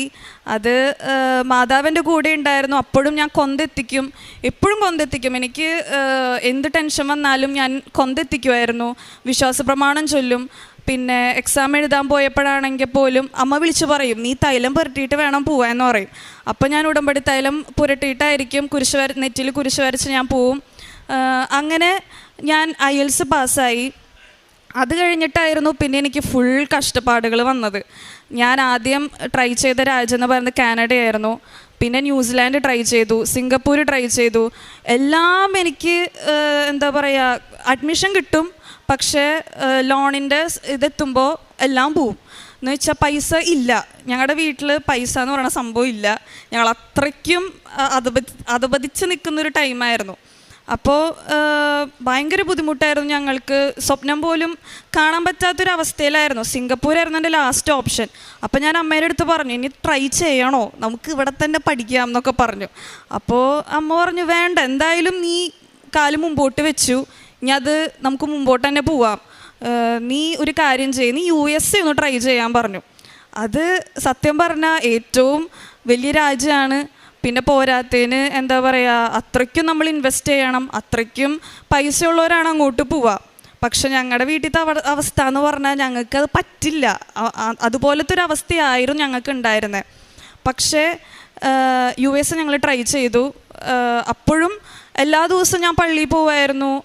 ഒരു ദിവസം പോലും ഞാൻ മുടങ്ങിയിരുന്നില്ല. പിന്നെ അതുപോലെ തന്നെ ഇരിഞ്ഞാലക്കുടയിലൊരു ആരാധനാലയമുണ്ട്. അപ്പോൾ ഞാൻ എല്ലാ ദിവസവും അവിടെ പോയി പ്രാർത്ഥിക്കും, കൊന്ത ചൊല്ലും, കുരിശിൻ്റെ വഴി ചൊല്ലും. കുരിശിൻ്റെ വഴി ഞാൻ മുടക്കിയിരുന്നില്ല. എന്താ പറയുക, അതെന്താണെന്ന് എനിക്കറിയില്ല. ഒരു അച്ഛൻ എന്നോട് വന്നിട്ട് പറഞ്ഞു, ഈ കുരിശിൻ്റെ വഴി എപ്പോഴും ചൊല്ലണം കേട്ടോ. അപ്പോൾ ഞാൻ കുരിശിൻ്റെ വഴിയും ചൊല്ലും. പിന്നെ മാതാവ് എപ്പോഴും എൻ്റെ കൂടെ ഉണ്ടാവും. ഞാൻ എവിടെ പോവുകയാണെങ്കിലും ഞാൻ കാശുരൂപം എൻ്റെ കയ്യിൽ വെച്ചിട്ടേ ഞാൻ പോവുള്ളൂ. അതെനിക്ക് എന്താണെന്നറിയില്ല, ഒരു പ്രത്യേക ധൈര്യം എനിക്ക് തരുമായിരുന്നു. അത് കഴിഞ്ഞ് പിന്നെ വിസ ഇൻ്റർവ്യൂ ആണ് അടുത്ത കടമ്പ. അപ്പോൾ അന്ന് ഞാനും പപ്പയായിരുന്നു, ഞങ്ങൾ ഒരുമിച്ചായിരുന്നു പോയിരുന്നത്. അവിടെ എത്തിക്കഴിഞ്ഞ് അന്ന് രാത്രി കിടന്നുറങ്ങണ സമയത്ത് എനിക്ക് ഉറങ്ങാൻ പറ്റണില്ല. അപ്പം ഞാൻ മാതാവിനോട് പ്രാർത്ഥിച്ചു, ഇതെങ്കിലും എനിക്കൊന്ന് പാസ്സാക്കി തരണം. എനിക്കിനി വീട്ടുകാരെ ബുദ്ധിമുട്ടിപ്പിക്കാൻ വയ്യ, അല്ലെങ്കിലോ കുറേ പൈസ അവർ ചിലവാക്കി, എനിക്കിനി പറ്റില്ല. ഇങ്ങനെ പോവുകയാണെങ്കിൽ എനിക്ക് അറിഞ്ഞുകൂടെ എന്താ ചെയ്യേണ്ടതെന്ന്. അന്ന് ഞാൻ 3 മണി സമയത്ത് എത്തിക്കുന്ന പ്രാർത്ഥനയ്ക്കൊരു പ്രത്യേക ഒരു പവറാണെന്ന് ഞാൻ കേട്ടിട്ടുണ്ട്. അപ്പോൾ ഞാൻ 3 മണിക്ക് എനിച്ചിരുന്ന് പ്രാർത്ഥിച്ചു. ഇങ്ങനെ കൊന്ത ചൊല്ലിയിരുന്ന് പ്രാർത്ഥിച്ചു. അത് ഞാൻ കണ്ണടച്ച് കിടന്ന് ഉറങ്ങണ സമയത്ത് മാതാവും ഈശോയും, ഞാൻ വിസ ഇൻ്റർവ്യൂവിന് ആൻസേഴ്സ് പറയുന്ന സമയത്ത് മാതാവ് ഈശോയും ഇങ്ങനെ ഫ്രണ്ടിൽ വന്ന് നിൽക്കുന്നൊരു സംഭവമാണ് ഞാൻ കാണുന്നത്. അത് കണ്ടതും ഞാൻ പെട്ടെന്ന് എണീറ്റു. അത് കഴിഞ്ഞ് വീണ്ടും ഞാൻ പ്രാർത്ഥിക്കാൻ തുടങ്ങി. അത് കഴിഞ്ഞ് പിറ്റേ ദിവസം രാവിലെ എണീറ്റപ്പോൾ ഞാൻ അമ്മയുടെ അടുത്ത് പറഞ്ഞു, അമ്മേ ഞാനിങ്ങനെ ഒരു സ്വപ്നം കണ്ടു കേട്ടോ, അങ്ങനെ പറഞ്ഞു. അപ്പം അമ്മ പറഞ്ഞു, അപ്പം എന്തായാലും നീ പാസ്സാവും എന്ന് പറഞ്ഞു. അത് കഴിഞ്ഞ് ഞാൻ വിസ ഇൻ്റർവ്യൂവിന് പോയി. വിസ ഇൻ്റർവ്യൂവിന് നിൽക്കുന്ന സമയത്ത് മിക്ക പിള്ളേരും റിജക്റ്റായി പോയിക്കൊണ്ടിരിക്കുക. പിന്നെ പോരാത്തതിനാണെങ്കിൽ എൻ്റെ വിസ ഇൻ്റർവ്യൂവർ ഭയങ്കര കർക്കശക്കാരിയാണ്, എല്ലാവരും റിജക്റ്റാക്കി വിട്ടുകൊണ്ടിരിക്കുക. എന്നിട്ട് ഞാൻ രണ്ടും കൽപ്പിച്ച് അവിടെ നിന്നു. ആ സമയത്താണെങ്കിൽ പോലും എൻ്റെ കയ്യിൽ മാതാവുണ്ട്. എൻ്റെ ഷർട്ടിൻ്റെ ഇവിടെ ഞാൻ പിൻ ചെയ്ത് വെച്ചിരിക്കാം മാതാവിനെ. എന്നിട്ട് ഞാൻ, മാതാവേ നിൻ്റെ പ്രത്യക്ഷത്തിന് സാക്ഷിയാക്കണമേ എന്ന് പറഞ്ഞിട്ട് ഞാൻ പോവാണ് വിസ ഇൻ്റർവ്യൂവിന്. വിസ ഇൻ്റർവ്യൂ ഞാൻ അറ്റൻഡ് ചെയ്തു. എന്താ പറഞ്ഞത് എനിക്കറിയില്ല. അവർ ചോദിക്കുന്ന ചോദ്യത്തിനൊക്കെ ഞാൻ ഉത്തരം പറഞ്ഞു. അങ്ങനെ അവർ പറഞ്ഞു വിസ അപ്രൂവ്ഡ് ആയി. അത് കേട്ടതും എനിക്ക് എന്തെന്നില്ലാത്ത സന്തോഷമായിരുന്നു. ഞാൻ കരഞ്ഞു. കാരണം മിക്കവരും സ്വപ്നം കാണുന്നൊരു രാജ്യം, ഞങ്ങളുടെ വീട്ടുകാർക്ക് ഒട്ടും എഫോർഡ് ചെയ്യാൻ പറ്റാത്തൊരു രാജ്യം, ഞങ്ങൾ ഇതുവരെ സ്വപ്നം കാണാത്തൊരു രാജ്യം. അപ്പോൾ പെട്ടെന്ന് അത് കിട്ടിയപ്പോൾ ഞാൻ ഭയങ്കര എക്സൈറ്റഡ് ആയി. പപ്പയുടെ അടുത്ത് പറഞ്ഞു, പപ്പ നിനക്കിത് എങ്ങനെ കിട്ടിയതായിരുന്നു പപ്പയുടെ ആദ്യത്തെ ക്വസ്റ്റ്യൻ, നിനക്കിത് എങ്ങനെ കിട്ടി? അപ്പോൾ ഞാൻ പറഞ്ഞു, എനിക്കറിയില്ല പപ്പ, ഞാൻ അതുപോലെ പ്രാർത്ഥിച്ചിട്ടുണ്ടെന്ന് പറഞ്ഞു. അത് കഴിഞ്ഞ് പിന്നെ വരുന്നത് എൻ്റെ വീസ ശരിക്കും 2 വീക്കിനുള്ളിൽ വീട്ടിലെത്തണം. പക്ഷെ എൻ്റെ വീസ എത്തിയിട്ടില്ല. പാസ്പോർട്ടിലാണ് ഒരു വീസ അടിച്ചിട്ട് വരാം. അപ്പം എൻ്റെ വീസ എത്തിയിട്ടില്ല. അപ്പോൾ ഞാൻ വിചാരിച്ചു എന്താണോ വീസ എത്താത്തത്. അത് കഴിഞ്ഞ് ഞാൻ അവിടെ വിളിച്ച് ചോദിച്ചപ്പോൾ ഇവർ പറഞ്ഞു ഹൈദരാബാദിൽ നിന്ന് വന്നിട്ടില്ല. അത് കഴിഞ്ഞ് വീണ്ടും ഞാൻ അമ്മയും കൂടി പ്രാർത്ഥനയും കാര്യങ്ങളൊക്കെ ആയി വീണ്ടും മാതാവിനോട് ഇങ്ങനെ പറയണം, നീ എന്തിനിങ്ങനെ പരീക്ഷിക്കണേ, കുറേ ആയില്ലേ എന്നൊക്കെ ചോദിച്ചു. പക്ഷേ ഞാനും പപ്പയും അടുക്കാനുണ്ടായൊരു കുറേ സാഹചര്യങ്ങളായിരുന്നു ആ ഹൈദരാബാദ് എന്നുള്ളൊരു ട്രിപ്പ്. ഞാനും പപ്പയും കൂടുതൽ അടുത്തതും പപ്പയുടെ കാര്യങ്ങൾ അറിഞ്ഞതും പപ്പ ഇത്രത്തോളം കഷ്ടപ്പാടിൽ പോയിട്ടുള്ളൊരു മനുഷ്യനാണെന്ന് അറിഞ്ഞതും ഞാൻ ആ സമയങ്ങളിലായിരുന്നു. അങ്ങനെ ഹൈദരാബാദ് എത്തി, എൻ്റെ വീസ എൻ്റെ കയ്യിൽ കിട്ടി. അത് കഴിഞ്ഞിട്ടാണ് ഞാൻ എല്ലാവരോടും പറയുന്നത് ഞാൻ US പോവാണ്. അതുവരെ എൻ്റെ പപ്പേനെ കുത്തുവാക്കുകൾ പറഞ്ഞ എല്ലാവരും, ആഹാ മോൾക്ക് ഇങ്ങനെ ഒരു ഓപ്പർച്യൂണിറ്റി കിട്ടിയോ? കാരണം തല്ല് താഴ്ത്തി നടക്കായിരുന്നു എൻ്റെ പപ്പ. എല്ലാവരുടെ ഫ്രണ്ടിലും എല്ലാവരും ചോദിച്ചു, നിനക്ക് പ്രാന്തുണ്ടോ മോളെ ഇങ്ങനത്തെ വട്ടിനൊക്കെ സമ്മതിച്ച് വിടാൻ? പക്ഷേ പപ്പ പറഞ്ഞു, അത് അവളുടെ സ്വപ്നമാണ്, അവൾ പോട്ടെ, അവൾ വളരട്ടെ, എന്നെക്കാളും വലിയ നിലയിലെത്തണം എൻ്റെ മക്കൾ എന്നുള്ളൊരു ഒറ്റൊരു വാക്ക് എൻ്റെ അപ്പൻ എല്ലാവരോടും പറഞ്ഞിരുന്നത്. അത് എനിക്കറിയില്ല, എൻ്റെ അപ്പൻ അത്രയും സപ്പോർട്ടീവായിരുന്നു. അതുപോലെ തന്നെ എൻ്റെ അമ്മയും. അത് കഴിഞ്ഞ് പിന്നെ ഞാൻ US ഞാൻ ബയോമെഡിക്കൽ എഞ്ചിനീയറിംഗ് ആണ് പഠിക്കണത്. എൻ്റെ ഫസ്റ്റ് ഇയർ കംപ്ലീറ്റ് ചെയ്തു. പിന്നെ എൻ്റെ ചേട്ടനാണ്, എനിക്ക് 8 വയസ്സ് കൂടുതലായിട്ട്, എന്നെക്കാളും 8 വയസ്സ് മൂത്തതാണ്. അപ്പം ഞാനും ചേട്ടനും അത്രയും കണക്റ്റഡ് അല്ല. പക്ഷേ US ശേഷം ഞാനും ചേട്ടനും ഭയങ്കര ക്ലോസായി. ഞാൻ എന്തുണ്ടെങ്കിലും എൻ്റെ ചേട്ടനോട് പറയും, എന്തുണ്ടെങ്കിലും. ഇപ്പോൾ ആദ്യം ഞാനും ചേട്ടനും സംസാരിക്കുന്നില്ല, ഇപ്പോൾ ചേട്ടനായിട്ട് ഞാൻ ഭയങ്കര കൂട്ടായി. അതിന് മാതാവിന് വലിയൊരു കളിയുണ്ട്. കാരണം ഞാൻ എപ്പോൾ കൃപാസനത്തിൽ വന്നാലും ഞാൻ പറയും, മാതാവ് എല്ലാവരും ചേട്ടന്മാരെ കുറിച്ച് പറയുമ്പോൾ എനിക്ക് എൻ്റെ ചേട്ടനെ കുറിച്ച് പറയാൻ എനിക്കൊന്നുമില്ല. അപ്പോൾ എൻ്റെ ചേട്ടൻ എനിക്ക് ഭയങ്കര ക്ലോസ് ആയിട്ട് വേണം. ഞാൻ US അതുകൊണ്ട് എത്തിയതിന് ശേഷം ചേട്ടനായിട്ട് ഭയങ്കര ക്ലോസായി. ചേട്ടൻ എനിക്ക് ഭയങ്കര സപ്പോർട്ടായിട്ടുള്ളൊരു വ്യക്തിയായിട്ട് മാറി. അതുപോലെ തന്നെ ചേട്ടനും എൻ്റെ പോലത്തെ ഒരു അവസ്ഥയായിരുന്നു. പഠിച്ചു കഴിഞ്ഞു, അത് കഴിഞ്ഞ് ജോലിക്കൊക്കെ അപ്ലൈ ചെയ്തു, കിട്ടിയില്ല. ദുബായിൽ പോയി, അവിടെ ഭയങ്കര കഷ്ടപ്പാടായിരുന്നു. വിഷമിച്ചിട്ടാണ് ചേട്ടൻ അവിടെ നിന്ന് തിരിച്ചു വന്നത്. അമ്മാതിരി കഷ്ടപ്പാടായിരുന്നു. പിന്നെ ഇവിടെ എത്തിയിട്ടും ആൾക്കാർ കുത്തുവാക്കുകൾ പറയാൻ തുടങ്ങി, പപ്പേനും അമ്മേനെയും, നിൻ്റെ മോനൊരു ജോലിയില്ലേ, എന്തിനാ ഇവൻ വീട്ടിലിരിക്കണേ, ഇവനെന്തേ ഇത്രയും പ്രായമായില്ല, അങ്ങനെയൊക്കെയാണ് പറഞ്ഞിരുന്നത്. പക്ഷെ ധാരാളം ഷിപ്പിംഗ് കമ്പനിയിൽ പുള്ളി അപ്ലൈ ചെയ്തു, ഇൻ്റർവ്യൂവിന് അപ്ലൈ ചെയ്തു, കിട്ടിയില്ല. അങ്ങനെ ലാസ്റ്റ് ആൾക്കൊരു ഇൻ്റർവ്യൂ പാസ്സായി. One of the best international shipping കമ്പനിയിൽ ആൾക്ക് ജോലി കിട്ടി. അതെനിക്ക് പറഞ്ഞറിയിക്കാൻ പറ്റാത്തൊരു സംഭവമാണ്. കാരണം ഇപ്പം എൻ്റെ പപ്പ ഭയങ്കര പ്രൗഡാണ് ചേട്ടൻ്റെ കാര്യത്തിൽ. കാരണം എൻ്റെ അമ്മയും ഞാനും ഉടമ്പടി എടുത്തൊരു സംഭവമാണ് ചേട്ടൻ്റെ കാര്യം. അതുകൊണ്ട് ആ ഒരു കാര്യത്തിൽ ഞാൻ വളരെ പ്രൗഡാണ്. കാരണം ഞങ്ങളുടെ 2 പേരുടെ കാര്യത്തിലും മാതാവ് കുറേ ഇടപെട്ടിട്ടുണ്ട് ഞങ്ങളുടെ വീട്ടിൽ. വളരെ സന്തോഷമുള്ളൊരു കാര്യമാണ് അത്. അതുപോലെ തന്നെ ഇപ്പോൾ എപ്പോഴാണെങ്കിൽ പോലും ഞാൻ എൻ്റെ ഫാമിലിയായിട്ട് കുറേ അടുത്തു, എല്ലാവരുമായിട്ട് ഞാൻ ഭയങ്കരമായിട്ട് അടുത്തു. ഞാൻ വളരെ ഹാപ്പിയാണ് ഇപ്പോൾ. ഇപ്പം US പോലും അറിയാം നമുക്ക് ഓഫ് ക്യാമ്പസ് ജോലി ചെയ്യാൻ പറ്റാത്തൊരു സംഭവമാണ്. അപ്പോൾ ഓൺ ക്യാമ്പസിൽ നമുക്ക് ജോലി ചെയ്താലാണ് അവിടെ പിടിച്ചു നിൽക്കാൻ പറ്റുള്ളൂ. എന്നിട്ട് അതിന് ശേഷം ഞാൻ ഫസ്റ്റ് സെം എനിക്ക് ജോലി കിട്ടിയില്ല. എന്നിട്ട് പിന്നെ ഞാൻ മാതാവിനോട് പ്രാർത്ഥിച്ചു, പള്ളിക്ക് പോയി. ഇപ്പം ഞാൻ അവിടുത്തെ പള്ളി കൊയറിൽ കയറി. ക്യാമ്പസ് മിനിസ്ട്രി എന്ന് വെച്ചാൽ പള്ളിക്കൂട്ടായ്മയാണത്, അതിലെനിക്ക് ജോലി കിട്ടി. ഇപ്പം ഞാൻ വളരെ ഹാപ്പിയാണ്.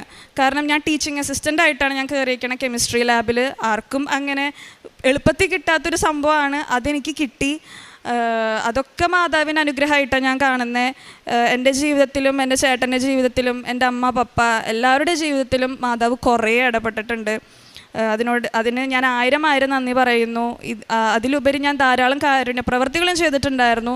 നാട്ടിലായിരുന്ന സമയത്താണെങ്കിൽ ഞാൻ വൃദ്ധസദനത്തിൽ പോവും. എനിക്ക് അവിടുത്തെ അമ്മമാരോട് സംസാരിക്കാൻ ഭയങ്കര ഇഷ്ടമാണ്. അവർക്ക് ഓർമ്മയില്ല അവരെന്താ പറയണത്, കുട്ടികളെപ്പോലെയാണ്. അപ്പം ഞാൻ അവരോട് എപ്പോഴും സംസാരിച്ചിരിക്കും.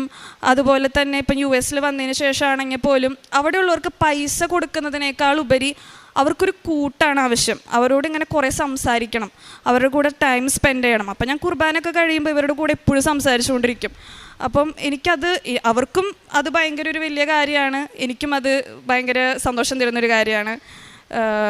ഇത്രയും കാരുണ്യപ്രവർത്തികളാണ് ഞാൻ ചെയ്തിരുന്നത്. പിന്നെ എനിക്ക് എല്ലാവരോടും പറയാനുള്ളത് എന്താണെന്ന് വെച്ചാൽ, കുറേ കഷ്ടപ്പാടുകളുണ്ടാവും, അതെല്ലാം നമ്മളെ മിനുക്കിയെടുക്കാനാണ്, അല്ലാതെ നമ്മളെ ദൈവം കൈവിടുന്നതല്ല. അതാദ്യം മനസ്സിലാക്കുക. എപ്പോഴും പ്രാർത്ഥിക്കുക. എനിക്ക് എൻ്റെ ലൈഫിൽ ഏറ്റവും കൂടുതൽ പവർ തന്നത് കൊന്തയും കാശുരൂപവും പിന്നെ അതുപോലെ തന്നെ വിശുദ്ധ കുർബാനയാണ്. ഈ 3 കാര്യങ്ങൾ ഞാൻ എൻ്റെ ലൈഫിൽ കൈവിട്ടിട്ടില്ല. ഈ 3 സംഭവങ്ങളാണ് എൻ്റെ ലൈഫിൽ എപ്പോഴും എൻ്റെ കൂടെ ഉണ്ടായിരുന്നത്. പ്രത്യേകിച്ച് മാതാവിൻ്റെ കാശുരൂപം. ഞാൻ എവിടെ പോവുകയാണെങ്കിലും എൻ്റെ കയ്യിൽ കാശുരൂപം ഉണ്ടാവും. ഇതിപ്പോൾ എവിടെയാണെങ്കിലും എങ്ങോട്ട് പോവുകയാണെങ്കിലും എൻ്റെ കൂടെ കാശുരൂപം ഉണ്ടാവും. ഇത്രയും കാര്യങ്ങളാണ് എനിക്ക് പറയാനുള്ളത്. ഇതൊക്കെ ചെയ്തു തന്ന മാതാവിനും ഉണ്ണീശോയ്ക്കും ഞാൻ ഒരു ആയിരം നന്ദി പറയും. ഉണ്ണീശോയ്ക്കും കോടാനുകോടി നന്ദി ഞാൻ പറയുന്നു. എൻ്റെ പേര് മായ, ഞാൻ ട്രിവാൻഡ്രത്ത് നിന്നാണ് വരുന്നത്. ഇതെൻ്റെ മകൻ ആര്യൻ. ഞാൻ 2022 ഡിസംബർ 23 ആദ്യമായിട്ട് ഉടമ്പടി എടുക്കുന്നത്. ഞാൻ എൻ്റെ ഉടമ്പടിയിലെ സാക്ഷ്യങ്ങൾ പറയുന്നതിന് മുമ്പ് 2 വാക്ക് എനിക്ക് എൻ്റെ ഉടമ്പടി ജീവിതത്തെക്കുറിച്ച് പറയാനുണ്ട്. ഞാൻ 2022 വലിയൊരു ക്രൈസിസിൽ വലിയ സങ്കടത്തിലിരിക്കുമ്പോഴാണ് എനിക്ക് മാതാവിനെക്കുറിച്ച് അറിയാൻ പറ്റിയതും ഇങ്ങോട്ട് വരാൻ പറ്റിയതും. വിനീത എന്ന് പറഞ്ഞ എൻ്റെ പ്രിയപ്പെട്ട ചേച്ചിയാണ് അമ്മയെക്കുറിച്ച് പറഞ്ഞത്, എനിക്ക് പത്രം തന്നതും ഒക്കെ. അപ്പോൾ ആ ചേച്ചി എന്നോട് കാര്യം പറഞ്ഞിരുന്നു, മോളെ ഇവിടെ വന്ന് പ്രാർത്ഥിച്ച ആലപ്പുഴയിൽ കൃപാസനം എന്ന് പറഞ്ഞിട്ട് ധ്യാന കേന്ദ്രമുണ്ട്, അവിടെ അമ്മ ജീവനോട് പ്രത്യക്ഷപ്പെട്ടതാ, അവിടെ വന്ന് പ്രാർത്ഥിച്ചാൽ അതിൻ്റെ വിഷമങ്ങളൊക്കെ മാറും, നമ്മുടെ ആഗ്രഹങ്ങളൊക്കെ നടക്കും, 6 നിയോഗങ്ങൾ എഴുതി ഇങ്ങനെ ഉടമ്പടി എടുക്കാമെന്നൊക്കെ. എനിക്ക് ആക്ച്വലി ഉടമ്പടി എന്താണെന്നോ അമ്മയെക്കുറിച്ചോ ഒന്നും അറിയില്ല, പ്രാർത്ഥന അറിയില്ല, ഞങ്ങൾ ഹിന്ദുക്കളാണ്. പക്ഷേ ചേച്ചി പറഞ്ഞ പോലെ ഞാൻ വിശ്വസിച്ചു. 6 കാര്യങ്ങൾ അതായിരുന്നു എനിക്ക് സ്ട്രൈക്ക് ചെയ്തത്. ശരിക്കും ഞാൻ 6 കാര്യം ലക്ഷ്യം വെച്ചുകൊണ്ടാണ് ഇങ്ങോട്ട് വന്നത്. അങ്ങനെ ഞാൻ ഇവിടെ വന്നു, എൻ്റെ 6 കാര്യങ്ങൾ എഴുതി. അത് കഴിഞ്ഞിട്ട് ഞാൻ ഈ ഉടമ്പടിയിൽ വെച്ച കാര്യങ്ങളൊന്നും അല്ല എനിക്ക് അമ്മ ചെയ്തു തന്നത്. ഞാൻ വയ്ക്കാത്ത എൻ്റെ കാര്യങ്ങളായിരുന്നു അമ്മ ആദ്യം സാധിച്ചു തന്നുകൊണ്ടിരുന്നത്. ഞാൻ അങ്ങനെ 2 സാക്ഷി ഇവിടെ പറഞ്ഞിരുന്നു നേരത്തെ. അതിലെനിക്ക് ആദ്യമായിട്ടും തന്ന സാക്ഷി എന്ന് പറഞ്ഞാൽ ഈ മകന് ഇംഗ്ലീഷ് വേഴ്സിഫിക്കേഷൻ ഉണ്ടായിരുന്നു ട്രിവാൻഡ്രത്തെ ഒരു 11 സ്കൂളുകൾ കേന്ദ്രീകരിച്ചിട്ട്. അതിലൊരു ഫസ്റ്റ് പ്രൈസ് കിട്ടി, ഇംഗ്ലീഷ് വേഴ്സിഫിക്കേഷൻ ആയിരുന്നു. അങ്ങനെ പ്രൈം മിനിസ്റ്ററുമായിട്ട് ഇൻട്രാക്ഷൻ കിട്ടിയത് ഞാനിവിടെ സാക്ഷ്യത്തിൽ പറഞ്ഞിരുന്നു. അങ്ങനെ പോയി ഞാൻ ഈ ഉടമ്പടി പുതുക്കുന്നുണ്ട്, എല്ലാമൊക്കെ ആകുന്നെങ്കിലും എനിക്ക് എങ്ങനെയാണ് ഈ ഉടമ്പടി കൊണ്ടുപോകേണ്ടത്, ആക്ച്വലി ഈ ഉടമ്പടി ലൈഫ് എങ്ങനെയാണ് എന്താണ് എനിക്ക് ഒരു മെൻറ്ററെ കിട്ടിയിട്ടില്ല. പക്ഷെ അമ്മ തന്നെ, ഞാൻ അമ്മയോട് പറഞ്ഞു, ഞാൻ ആരോടൊക്കെ ഡൗട്ട് ചോദിച്ചിട്ടും ഇതെങ്ങനെയാണ് കൊണ്ടുപോകേണ്ടത് എനിക്ക് ക്ലിയർ കിട്ടിയിട്ടില്ലായിരുന്നു. പക്ഷെ അമ്മ തന്നെ എനിക്ക് ഓരോ കാര്യങ്ങളും നീ ഇന്ന പോലെ ചെയ്യാമെന്ന് എനിക്ക് പറഞ്ഞു തന്ന അമ്മ തന്നെയാണ് എൻ്റെ മെൻറ്റർ.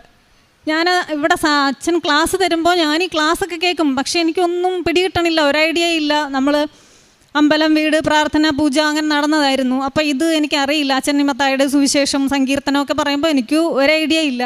പിന്നെ ഞാൻ ബൈബിൾ വായിക്കാൻ തുടങ്ങി, ഈശോയായിട്ട് കൂടുതൽ അടുക്കാൻ തുടങ്ങി. അപ്പം എനിക്ക് ഓരോ കാര്യങ്ങളും അമ്മയും അപ്പയും എൻ്റെ ചെവിയിൽ വന്ന് പറഞ്ഞു തരും. രാവിലെ ഞാൻ 5:15 അലാറം വെച്ചിട്ടാണ് കിടക്കണം, പക്ഷെ 5:14 ആകുമ്പോഴേക്കും എൻ്റെ അമ്മ വന്ന് എന്നെ വിളിക്കും, എണീക്ക് പ്രാർത്ഥിക്കണ്ടേ എന്ന് ചോദിക്കും. അങ്ങനെയാണ് എൻ്റെ ലൈഫ് ആ ദിവസം സ്റ്റാർട്ട് ചെയ്യുന്നതിന്. പിന്നെ ഞാൻ പ്രാർത്ഥിക്കുമ്പോൾ പ്രത്യക്ഷീകരണ പ്രാർത്ഥനയിൽ വിശ്വാസ പ്രമാണം അച്ഛൻ പറയുന്ന പോലെ മനസ്സിൽ കണ്ട് പ്രാർത്ഥിക്കും. എനിക്ക് അതിനുള്ള ആ ഒരു കൃപ ഈശോ തന്നെ തന്നത്. അങ്ങനെ മനസ്സിൽ കണ്ട് പ്രാർത്ഥിക്കും. സ്വർഗസ്ഥനായ പിതാവ് 7 തവണ പറയുമ്പോൾ ഞാൻ സ്വർഗീയ അപ്പയെ മനസ്സിൽ കാണും. അപ്പയുടെ പാദം സ്വർണ്ണ തളികയിൽ വെച്ചിരിക്കുക. അപ്പോൾ ഞാൻ പാദം കഴുകും, എന്നിട്ട് പട്ടുതൂവാല കൊണ്ട് തുടയ്ക്കും, പാദം ചുംബിക്കും, സുഗന്ധദ്രവ്യങ്ങൾ ചാർത്തും. എന്നിട്ട് ഞാൻ പുഷ്പ അർച്ചന നടത്തിയിട്ടാണ് ആ 7 സ്വർഗസ്ഥനായ പിതാവ് പൂർത്തിയാക്കണത്. അതുപോലെ നന്മ നിറഞ്ഞ മറിയവും 7 ചൊല്ലുമ്പോൾ അമ്മ മാതാവിൻ്റെ ഈശോയുടെയും പാദത്തിൽ ഇതുപോലെ തന്നെ ചെയ്യും. അങ്ങനെയാണ് എൻ്റെ പ്രാർത്ഥന ഞാൻ രാവിലെ തുടങ്ങി എൻ്റെ ലൈഫ് സ്റ്റാർട്ട് ചെയ്യുന്നതിന്. ഇപ്പം എൻ്റെ കൈ പിടിച്ച് അമ്മ നടത്തിക്കൊണ്ടുപോയി ഓരോ കാര്യങ്ങളും പറഞ്ഞു തരും, നീ ഇന്ന പോലെ ചെയ്താൽ മതി എന്ന്. ഞാൻ ഓക്കെ അങ്ങനെയാണ് പോകുന്നത്. എനിക്കിപ്പോൾ 6 നിയോഗങ്ങളൊന്നും എഴുതാനില്ല. കാരണം ഞാൻ എൻ്റെ ഒരു ആവശ്യം ഇപ്പം ഞാൻ അങ്ങനെ പറയാറില്ല അമ്മയോട്. ഞാൻ അമ്മയോട് പറയണേ അമ്മയുടെ ഹിതം അല്ലെ അപ്പയുടെ ഹിതം എന്താ അതുപോലെ ചെയ്തു തന്നാൽ മതി എന്നാണ് പറയുന്നത്. ഞാനിപ്പോൾ എൻ്റെ നിയോഗമായിട്ട് എഴുതുന്നത്, കർത്താവെ എൻ്റെ നിയോഗം എന്ന് പറയുന്നത് അവിടുന്നാണ്. അവിടുത്തെ പിരിഞ്ഞിരിക്കാൻ എനിക്ക് ഇടവരുത്തരുതേ, അവിടുത്തോടൊപ്പം ജീവിക്കുവാൻ എന്നെ സഹായിക്കണേ, ഇതാണ് എൻ്റെ നിയോഗം. അത് കഴിഞ്ഞിട്ട് പിന്നെ ഞാൻ വയ്ക്കുന്നത്, കർത്താവെ വിശുദ്ധ പൗലോസിനെ പോലെ അവിടുത്തെ നാമം വഹിക്കുന്ന പാത്രമാകുവാൻ എനിക്ക് മോശയെപ്പോലെ സൗമ്യതയും സ്നേഹവും എളിമയും ക്ഷമയും ആത്മസംയമനവും നൽകണമേ. പിന്നെ കർത്താവേ, എൻ്റെ കണ്ണീരിന് സമാധാനം ഉണ്ടാക്കിക്കൊണ്ട് ഉടമ്പടിയിലൂടെ എനിക്ക് വിശുദ്ധിയോടെ ജീവിക്കുവാൻ എന്നെ കൃപാസനത്തിൽ പ്രത്യക്ഷപ്പെട്ട പരിശുദ്ധ അമ്മയുടെ പ്രത്യക്ഷീകരണത്തിൻ്റെ സാക്ഷിയാക്കി മാറ്റണമേ. ഇതൊക്കെയാണ് എൻ്റെ നിയോഗങ്ങൾ. പിന്നെ ഞാൻ ഇനി ഒരു നിയോഗമുണ്ട്. കർത്താവേ, ഉടമ്പടി പ്രകാരം എനിക്ക് ജീവിക്കുവാനും പിന്നെ എൻ്റെ ജീവിതത്തിൽ വന്നു പോയിട്ടുള്ള അപരാധങ്ങൾക്ക് അനുതാപത്തോടെ ജീവിക്കുവാൻ എനിക്ക് പശ്ചാത്താപത്തിൻ്റെ അഭിഷേകം നൽകണമേ. എൻ്റെ ജീവിതത്തിൽ ദൈവത്തിന് ചെയ്യാവുന്ന കാര്യങ്ങൾ ദൈവം ചെയ്യുന്നതിന് വേണ്ടി ഉടമ്പടിയിലൂടെ എന്നെ പുനഃക്രമീകരിക്കണമേ. ഇതൊക്കെയാണ് എൻ്റെ നിയോഗങ്ങൾ. അല്ലാതെ ഞാൻ ഭൗതികമായിട്ടുള്ള കാര്യങ്ങൾ മറ്റുള്ളവർക്ക് വേണ്ടി വയ്ക്കാറുണ്ട്, അല്ലാതെ ഞാൻ എനിക്ക് വേണ്ടി വയ്ക്കാറില്ല. ഞാൻ പറയും, എന്നെ ഈ മണ്ണിൽ കൊണ്ടുവന്നിട്ടുണ്ടെങ്കിൽ, ഈ ദൈവസന്നിധിയിൽ എന്നെ എത്തിച്ചിട്ടുണ്ടെങ്കിൽ, എന്നെ ഈ മണ്ണിൽ ചവിട്ടാൻ ദൈവം അനുവദിച്ചിട്ടുണ്ടെങ്കിൽ, എന്നെക്കുറിച്ചുള്ള നിൻ്റെ പദ്ധതി എൻ്റെ ബലഹീനത കാരണം പരാജയപ്പെട്ടു പോകാതിരിക്കാൻ എന്നെ ശക്തിപ്പെടുത്തണമേ, എന്നെ അനുഗ്രഹിക്കണമേ. ഇതൊക്കെയാണ് എൻ്റെ പ്രാർത്ഥനയും നിയോഗങ്ങളും. ഇനി ഞാൻ എൻ്റെ സാക്ഷ്യത്തിലേക്ക് വരാം. ഇതെൻ്റെ മകനാണ്. അവൻ 10th CBSE board exam attend ചെയ്യുന്ന സമയത്ത് ഞാനിവിടെ ബഹുമാനപ്പെട്ട, അതിലുപരി നമ്മൾക്ക് പ്രിയപ്പെട്ട നമ്മുടെ ജോസഫ് അച്ഛനെ കൊണ്ടുവന്ന് ബ്ലെസ്സിങ് മേടിച്ചു. അച്ഛൻ കാശുരൂപം കൊടുത്തു. അത് വെച്ച് പ്രാർത്ഥിക്കണമെന്ന് പറഞ്ഞു, പ്രാർത്ഥിച്ചു. അപ്പോൾ ഇവനെ സ്കൂളിൽ തന്നെ സ്കൂൾ ടോപ്പർമാരിൽ ഒരാളായിട്ട് പ്രിൻസിപ്പലും ബാക്കി ടീച്ചേഴ്സും എല്ലാം വിചാരിച്ചിരിക്കുക. അപ്പോൾ ഞാൻ അമ്മയോട് പറഞ്ഞു, അമ്മേ, അവരെല്ലാവരും അങ്ങനെ പ്രതീക്ഷയിലാണ്, അമ്മ സഹായിക്കണം, അമ്മ സഹായിച്ചാൽ മാത്രമേ ഇവൻ എക്സാം നന്നായിട്ട് അറ്റൻഡ് ചെയ്യാൻ പറ്റുള്ളൂ എന്ന്. അങ്ങനെ ഓരോ ദിവസവും കാശുരൂപമായിട്ട് പോയി പ്രാർത്ഥിച്ചു. അവിടെ പുറത്ത് ഉപ്പിട്ടിട്ട് ഞാനവിടെ പ്രാർത്ഥിച്ച് നിൽക്കും. ഇവൻ പരീക്ഷ എഴുതി. മാത്സ് അങ്ങനെ ഓരോ പരീക്ഷകൾ കഴിഞ്ഞു. എക്സാമെല്ലാം നല്ല ഈസി ആയിരുന്നു. മാത്സ് പരീക്ഷയായി. മാത്സ് പരീക്ഷ വന്നപ്പോൾ അന്ന് രാവിലെ തന്നെ ഒരു 5 മാർക്കിൻ്റെ ക്വസ്റ്റ്യൻ കാണിച്ചു കൊടുത്തിട്ട് അമ്മ തന്നെ ഇവനോട് പറയുകയാണ്, മക്കളെ, നീ ഇത് നോക്കിയിട്ട് ഇത് അതുപോലെ ചോദിക്കുമെന്ന്. ഇവൻ ആ ക്വസ്റ്റ്യൻ അതുപോലെ നോക്കി. എന്നാൽ പഠിക്കാനൊന്നും പറ്റിയില്ല, പക്ഷേ അത് ബൈ ഹാർട്ട് ചെയ്യും പോലെ ചെയ്തിട്ട് പോയി. ആൻസറും എല്ലാം നോക്കി നോട്ട് ചെയ്തു. ആ സെയിം ക്വസ്റ്റ്യൻ പരീക്ഷയ്ക്ക് വന്നു, അവനത് എഴുതി. അതുപോലെ ഒരു 3 മാർക്കിൻ്റെ ക്വസ്റ്റ്യൻ ഇവന് അറിയില്ല. അവിടെ ഇരുന്നിട്ട് ആദ്യമായിട്ടാണ് അങ്ങനെ ഒരു ക്വസ്റ്റ്യൻ കാണുന്നത്. അയ്യോ, ഇതെന്തോ ചെയ്യും, എൻ്റെ 3 മാർക്ക് പോകുമല്ലോ എന്ന് വിചാരിച്ചിരുന്നു. പക്ഷേ ഇവൻ്റെ ചെവിയിൽ ഈശോ തന്നെ പറഞ്ഞു കൊടുക്കുക, മക്കളെ, നീ ഇങ്ങനെ എഴുത്, ഇങ്ങനെ ഇങ്ങനെ സ്റ്റെപ്പുകൾ എഴുത്, ലാസ്റ്റ് ആൻസർ എങ്ങനെ കിട്ടുമെന്ന്. ഇവൻ അതുപോലെ എഴുതി. ശരിയാണോ എന്നൊന്നും അറിയില്ല. പക്ഷെ ഇവൻ വീട്ടിൽ വന്ന ഉടനെ ഗൂഗിളിൽ കയറി നോക്കി ആൻസർ ശരിയാണോ എന്ന്. അപ്പോൾ ഈശോ പറഞ്ഞു കൊടുത്ത ആ സെയിം സ്റ്റെപ്പ്, സെയിം ആൻസർ. അങ്ങനെ ഞാൻ എൻ്റെ മക്കളെ ഇന്നതാക്കണം ഇങ്ങനെയൊന്നും ഞാൻ ഈശോയോട് പറയാറില്ല. ഞാൻ പറയും, അപ്പം ഇത് അവിടുത്തെ മക്കളാണ്, എൻ്റെ മക്കളല്ല. ഇവരെന്താകണമെന്നാണോ അവിടുത്തെ ഹിതം, അത് നിറവേറ്റിയാൽ മതി. അല്ലാതെ ഇവരെ ഫ്യൂച്ചറിൽ ഇങ്ങനെ ആക്കണം അങ്ങനെ ആക്കണം അതൊന്നും എനിക്കില്ല എന്ന് ഞാൻ പറഞ്ഞേൽപ്പിച്ചിട്ടുണ്ട്. പിന്നെ ഇവർ രാവിലെ സ്കൂളിലായാലും, മൂത്ത മകനുണ്ട്, അവൻ കോളേജിൽ പോകുമ്പോഴും ഹസ്ബൻഡ് ജോലിക്ക് പോകുമ്പോഴായാലും അവർ യാത്രയാക്കുമ്പോൾ ഞാൻ ഗേറ്റിൻ്റെ അവിടെ വന്ന് നിന്നിട്ട് പറയും, ഈശോയെ, അവിടുന്ന് കൂടെ ആയിരിക്കണമേ എന്ന് ഞാൻ പ്രാർത്ഥിക്കും. എന്നിട്ട് ഞാൻ വിശ്വാസ പ്രമാണം ചൊല്ലിയിട്ടാണ് ഇവരെ യാത്രയാക്കുന്നത്. അപ്പം പിന്നെ എനിക്കിനി ഒരു ടെൻഷനും ഇല്ല. അവിടുന്ന് കൂടെ ആയിരിക്കണമേ എന്ന് പറയുമ്പോൾ ഒരു സഹയാത്രികനായിട്ട് അദ്ദേഹം കൂടെ ഉണ്ടാകും. അതുകൊണ്ട് എനിക്ക് യാതൊരു ടെൻഷനും ഇല്ല. അപ്പം തന്നെയാണ് എൻ്റെ മക്കളെ വഴി നടത്തി കൊണ്ടുപോകുന്നത്. അങ്ങനെ ഈ എക്സാം കഴിഞ്ഞു. സ്കൂൾ ടോപ്പർമാരിൽ ഒരാളായിട്ട് അമ്മ ഇവനെ ഉയർത്തി. അത് കഴിഞ്ഞിട്ട് ഞാൻ 11th എനിക്ക് സ്കൂൾ മാറേണ്ട ഒരവസ്ഥ വന്നു. എൻ്റെ മൂത്ത മകൻ്റെ കോളേജ് പഠനമായിട്ട് ബന്ധപ്പെട്ട് ഞങ്ങൾ ഒരു റെൻ്റൽ ഹൗസിലേക്ക് മാറി. അപ്പോൾ ഞാൻ അമ്മയോട് പറഞ്ഞു, അമ്മ, എനിക്ക് ഡൊണേഷനൊന്നും കൊടുക്കാൻ പറ്റത്തില്ല, എനിക്ക് ഡൊണേഷനൊന്നും ഇല്ലാതെ അഡ്മിഷൻ എടുത്ത് തരണം. +1 അപ്പോൾ എന്തായാലും ഡൊണേഷൻ കൊടുക്കണം. മാത്രമല്ല, ഇവൻ പഠിച്ചിറങ്ങിയ സ്കൂളിൽ നിന്ന് ഇവൻ അവാർഡ് കിട്ടാതെ പോവുകയും ചെയ്യേണ്ടി വരുന്നു. കാരണം TC എടുത്ത് പോയാൽ അവർ അവാർഡ് കൊടുക്കത്തില്ല. സ്കൂൾ ടോപ്പറായാലും അവാർഡ് കൊടുക്കത്തില്ല. അപ്പോൾ ഇവനതിൽ വിഷമം ഉണ്ടായിരുന്നു. ഞാൻ പിന്നെ സാരമില്ലടാ, +2 ആകുമ്പോൾ നിനക്ക് കിട്ടും, നമ്മുടെ അവസ്ഥ ഇങ്ങനെ ആയി പോയതുകൊണ്ടല്ലേ എന്ന് പറഞ്ഞു. ഞാൻ ഇവനെ സമാധാനിപ്പിച്ചു. പക്ഷേ ഒരു ദിവസം സ്കൂളിൽ നിന്ന് വിളി വരികയാണ്, ആര്യനെയും കൊണ്ടുവരണം, അവാർഡ് സെറമണിയിൽ ആര്യൻ അവാർഡുണ്ട്, കൊണ്ടുവരണമെന്ന്. അപ്പോൾ അത് ഇന്ന് വരെ ആ സ്കൂളിൻ്റെ ചരിത്രത്തിൽ TC എടുത്ത് പോയൊരു കുട്ടിക്കൊരു അവാർഡ് കൊടുത്തിട്ടില്ല. അങ്ങനെ അമ്മ അവൻ അവാർഡ് കൊടുത്തു. അത് കഴിഞ്ഞ് +1 അഡ്മിഷൻ എടുക്കാൻ പുതിയ സ്കൂളിലേക്ക്, നമ്മൾ പറഞ്ഞ സ്കൂളിൽ തന്നെ അമ്മ അഡ്മിഷൻ തന്നു. അവിടെ പോയി. അവിടെ ചെന്നപ്പോൾ അവരൊരു ദിവസം വിളിക്കുകയാണ്, ഇന്ന് ആര്യനെയും കൊണ്ട് വരണം, അഡ്മിഷനാണെന്ന്. ഞങ്ങൾ അവിടെ ചെല്ലുമ്പോൾ അവിടെ ഒരു ഇൻ്റർവ്യൂ ഉണ്ടെന്നൊന്നും ഞങ്ങൾക്കറിയില്ല. ഞാനൊരു കാശ് രൂപം മാത്രം കയ്യിലെടുത്തു, എൻ്റെ ബാഗിലുണ്ട്, അതും കൊണ്ട് പോയി. ഉടമ്പടി വസ്തുക്കളൊന്നും എൻ്റെ കയ്യിലില്ല. ഞാനങ്ങനെ പോവുകയാണ് ഇവനെയും കൊണ്ട്. അവിടെ ചെന്നു. അപ്പം ഞാൻ ഓരോ കുട്ടികളായിട്ട് വിളിച്ചിട്ടാണ് റൂമിലേക്ക് കയറ്റി അവർ അഡ്മിഷൻ കൊടുക്കുന്നത്. അപ്പം അങ്ങനെ വിചാരിച്ചു, ഞങ്ങൾ വെയിറ്റ് ചെയ്തു. അങ്ങനെ ഇരുന്ന് ആര്യൻ്റെ പേര് വിളിച്ചു. ആര്യൻ്റെ പേര് വിളിക്കുന്നതിന് മുൻപ് ആ മോന് നമ്മൾ ഇരുന്ന സ്ഥലത്ത് നിന്നിട്ട് അവന് ഭയങ്കരമായിട്ടൊരു ചുമ വന്നു. ചുമയെന്ന് പറഞ്ഞാൽ ത്രൂ ഒരു ചുമ ഇങ്ങനെ നിൽക്കണില്ല. അപ്പം ഞാൻ അവന് എന്താടാ നിനക്കിപ്പോൾ ഒരു ചുമ? അപ്പോൾ അറിയില്ല, ഇനിയിപ്പോൾ അങ്ങോട്ട് കയറണം. നീ ഇങ്ങനെ ചുമച്ചുകൊണ്ട് അത്രയും നിർത്താത്ത ചുമയായിരുന്നു. ഞാൻ പെട്ടെന്ന് എൻ്റെ ബാഗ് തുറന്നു നോക്കി. ഞാൻ എപ്പോഴും ഉപ്പ് എൻ്റെ ബാഗിനകത്ത് കാണും. ഞാൻ എന്നോ ഇട്ടൊരു ഉപ്പ് എൻ്റെ ബാഗിലുണ്ടായിരുന്നു. ഞാൻ അതിൽ നിന്ന് ഒരു നുള്ളെടുത്ത് ഇവൻ്റെ വിശ്വാസ പ്രമാണം ചൊല്ലി നാവിലേക്ക് ഇട്ട് കൊടുത്തു. അപ്പം തന്നെ ചുമ പിന്നെ ചുമച്ചിട്ടില്ല. അത് കഴിഞ്ഞു മോൻ്റെ പേര് വിളിച്ചു. നമ്മൾ ചെല്ലുമ്പോൾ പ്രിൻസിപ്പൽ ഇങ്ങനെ സെൻറ്ററിൽ ഇരിക്കുക, 4 ചുറ്റിനും കുറേ ആൾക്കാർ. അപ്പം ഞാൻ വിചാരിച്ചു ഇവർ പാരൻസിനെയൊക്കെ വിളിച്ച് ഇങ്ങനെ ഇരുത്തിക്കുമായിരിക്കുമെന്നാണ് വിചാരിച്ചത്. പക്ഷേ അതെല്ലാം അവിടുത്തെ +1 +2 ടീച്ചേഴ്സായിരുന്നു. വലിയൊരു ഇൻ്റർവ്യൂ ബോർഡായിരുന്നു. എനിക്ക് അങ്ങനെ ഒരു ഇൻ്റർവ്യൂ ഉണ്ടെന്നേ അറിയില്ല. എനിക്ക് ഞാൻ തന്നെ നാവിൽ ഉപ്പൊക്കെ ഇട്ട് കുരിശൊക്കെ വരച്ച് ഒക്കെ പോകുമായിരുന്നു. അപ്പോൾ അതുകൊണ്ടാണ് ഇവന് ഇങ്ങനെ ഒരു ഇൻ്റർവ്യൂ അറ്റൻഡ് ചെയ്യണം, അത് അമ്മയ്ക്കറിയാം. അമ്മ അതുകൊണ്ട് ആ ചുമയായിട്ട് അവന് കൊടുത്തു, ഉപ്പ് നാവിലേക്ക് ഇടാൻ സാധിച്ചത് തന്നെ. അങ്ങനെ ഇൻ്റർവ്യൂവിന് ചെന്നു, ഓരോ കാര്യങ്ങൾ ചോദിച്ചു. അവരുടെ ഒരു ആക്സെൻ്റ് എനിക്ക് മനസ്സിലാകുന്ന പോലുമില്ല. പക്ഷേ ഇവൻ റിപ്ലൈ പറയുന്നിട്ട് ഇവൻ ഇത്രയൊക്കെ പറയാൻ പറ്റിയോ, പറയാൻ കഴിഞ്ഞോ എന്നൊക്കെ ഞാനവിടെ അതിശയിച്ചിരിക്കുക. പക്ഷെ അതെല്ലാം അമ്മയാണ് അവനിലൂടെ ആ ഒരു ഇൻ്റർവ്യൂവിൽ അറ്റൻഡ് ചെയ്യാനായിട്ട് അവന് അനുഗ്രഹം കൊടുത്തത്. പക്ഷേ ആ ഇൻ്റർവ്യൂ എല്ലാവരും നോട്ട് ചെയ്ത് വെക്കുന്നുണ്ടായിരുന്നു, ഇവൻ പറഞ്ഞ ഓരോ കാര്യങ്ങൾ, ഇവൻ്റെ ഹോബീസ്, അത് ഇതെല്ലാം. പക്ഷെ അന്ന് അങ്ങനെ ആ സ്കൂളിൽ ഇങ്ങനെ ഒരു പുതിയ കുട്ടി അഡ്മിഷൻ എടുത്തേക്കുവാ, നമ്മുടെ സ്കൂളിൻ്റെ ഒരു അസറ്റാണ് എന്ന് പറഞ്ഞിട്ട് അന്ന് തൊട്ട് ഇന്ന് വരെ ഈ നിമിഷം വരെയും ആ സ്കൂളിലെ എന്തോ ഒരു VIP സ്റ്റുഡൻ്റായിട്ടാണ് ഇവൻ അവിടെ പഠിക്കുന്നത്. അത് കഴിഞ്ഞ് +1 തന്നെ സ്കൂളിൽ വേഴ്സിഫിക്കേഷൻ, ഇംഗ്ലീഷ് വേഴ്സിഫിക്കേഷൻ കോമ്പറ്റീഷൻ ഉണ്ടായിരുന്നു. അന്നിവന് പ്രൈസ് അടിച്ചില്ല. സോ ഇൻ്റർ സ്കൂൾ കോമ്പറ്റീഷൻ വന്നപ്പോൾ സ്കൂളിൽ നിന്ന് ടീച്ചർ പറഞ്ഞു, ഇവിടെ സ്കൂളിൽ പ്രൈസ് അടിച്ചാൽ മാത്രമേ നിനക്ക് CBSE ഇൻ്റർ സ്കൂൾ സഹോദയം അറ്റൻഡ് ചെയ്യാൻ പറ്റുള്ളൂ. അപ്പോൾ ഇവന് വലിയ വിഷമമായി. അപ്പോൾ എന്നോട് പറഞ്ഞു, അമ്മ എനിക്ക് കിട്ടിയില്ലല്ലോ. ഞാൻ പിന്നെ സാരമില്ലടാ, നമുക്ക് 12th നോക്കാമെന്ന്. അപ്പോൾ ഇപ്പോൾ 12th ഇപ്പോൾ സ്കൂളിൽ വേഴ്സിഫിക്കേഷൻ കോമ്പറ്റീഷൻ നടത്തി. അപ്പോൾ അമ്മയോട് പറഞ്ഞു, അമ്മേ 3rd മതിയെന്ന്. ടോപ്പിക്ക് അവരാ കൊടുക്കുന്നേ. സാധാരണ ഇവൻ പോയി എഴുതുമ്പോൾ ഒരു 3 ദിവസമെങ്കിലും എടുക്കും ആ പോയം കംപ്ലീറ്റ് ആക്കാൻ. അപ്പം ഞാൻ മാതാവിനോട് പറയണം, അമ്മേ അവിടെ ചെല്ലുമ്പോൾ അവരൊരു ടോപ്പിക്ക് കൊടുക്കും, അവിടെ ഇരുന്ന് അവന് എഴുതണം, എന്നാലല്ലേ കോമ്പറ്റീഷനല്ലേ, അമ്മ വരികൾ കൊടുത്തേക്കണേ എന്ന് പറഞ്ഞു. ഞാൻ ഇവനെ യാത്രയാക്കി. ഇവൻ പോയി. ഇവനെ 24 മണിക്കൂറും അമ്മ ഈശോയും വിളി മാത്രമേ ഉള്ളൂ. ഇവനതുപോലെ പ്രാർത്ഥിച്ചു. അമ്മ വരികൾ കൊടുത്തൊരു A4 സൈസ് ഫുൾ പേജിൽ ഇവൻ എഴുതി 3rd കിട്ടണേന്ന് അവൻ പ്രാർത്ഥിച്ചു. അമ്മ 2nd കൊടുത്തു. നാളെ CBSE inter school English versification കോമ്പറ്റീഷനാണ്. അതിലവന് സെലക്ഷൻ കിട്ടി. നാളെ പോവുകയാണ്. അത് കഴിഞ്ഞിട്ട് ഈ മോൻ തന്നെ കവിളത്ത്, ഈ കവിളിൻ്റെ ഈ ഭാഗത്തൊരു തടിപ്പ് ഭയങ്കര വേദനയായിട്ടിരുന്നു. ഇവൻ ഒരു ദിവസം പ്രസ് ചെയ്തപ്പോൾ ആ കണ്ണാടിയിൽ നോക്കിയിട്ടാണ് പ്രസ് ചെയ്തത്. ഈ പസ് ഇങ്ങനെ തെറിച്ച് കണ്ണാടിയിലേക്ക് ഒരുപാട്, ഒരു 5 മിനിറ്റോളം പസ്സും ബ്ലഡും ഇങ്ങനെ പൊയ്ക്കൊണ്ടേയിരുന്നു. ഇതെന്താണെന്ന് അറിഞ്ഞുകൂടാ. പിന്നെ ഞാൻ പറഞ്ഞു, നാളെ നമുക്ക് നോക്കാം, വീണ്ടും ഇതുപോലെ തടിച്ച് വരുവാണെങ്കിൽ ഡോക്ടറെ കാണാം എന്നൊക്കെ പറഞ്ഞ് ഇങ്ങനെ ഇരുന്നു.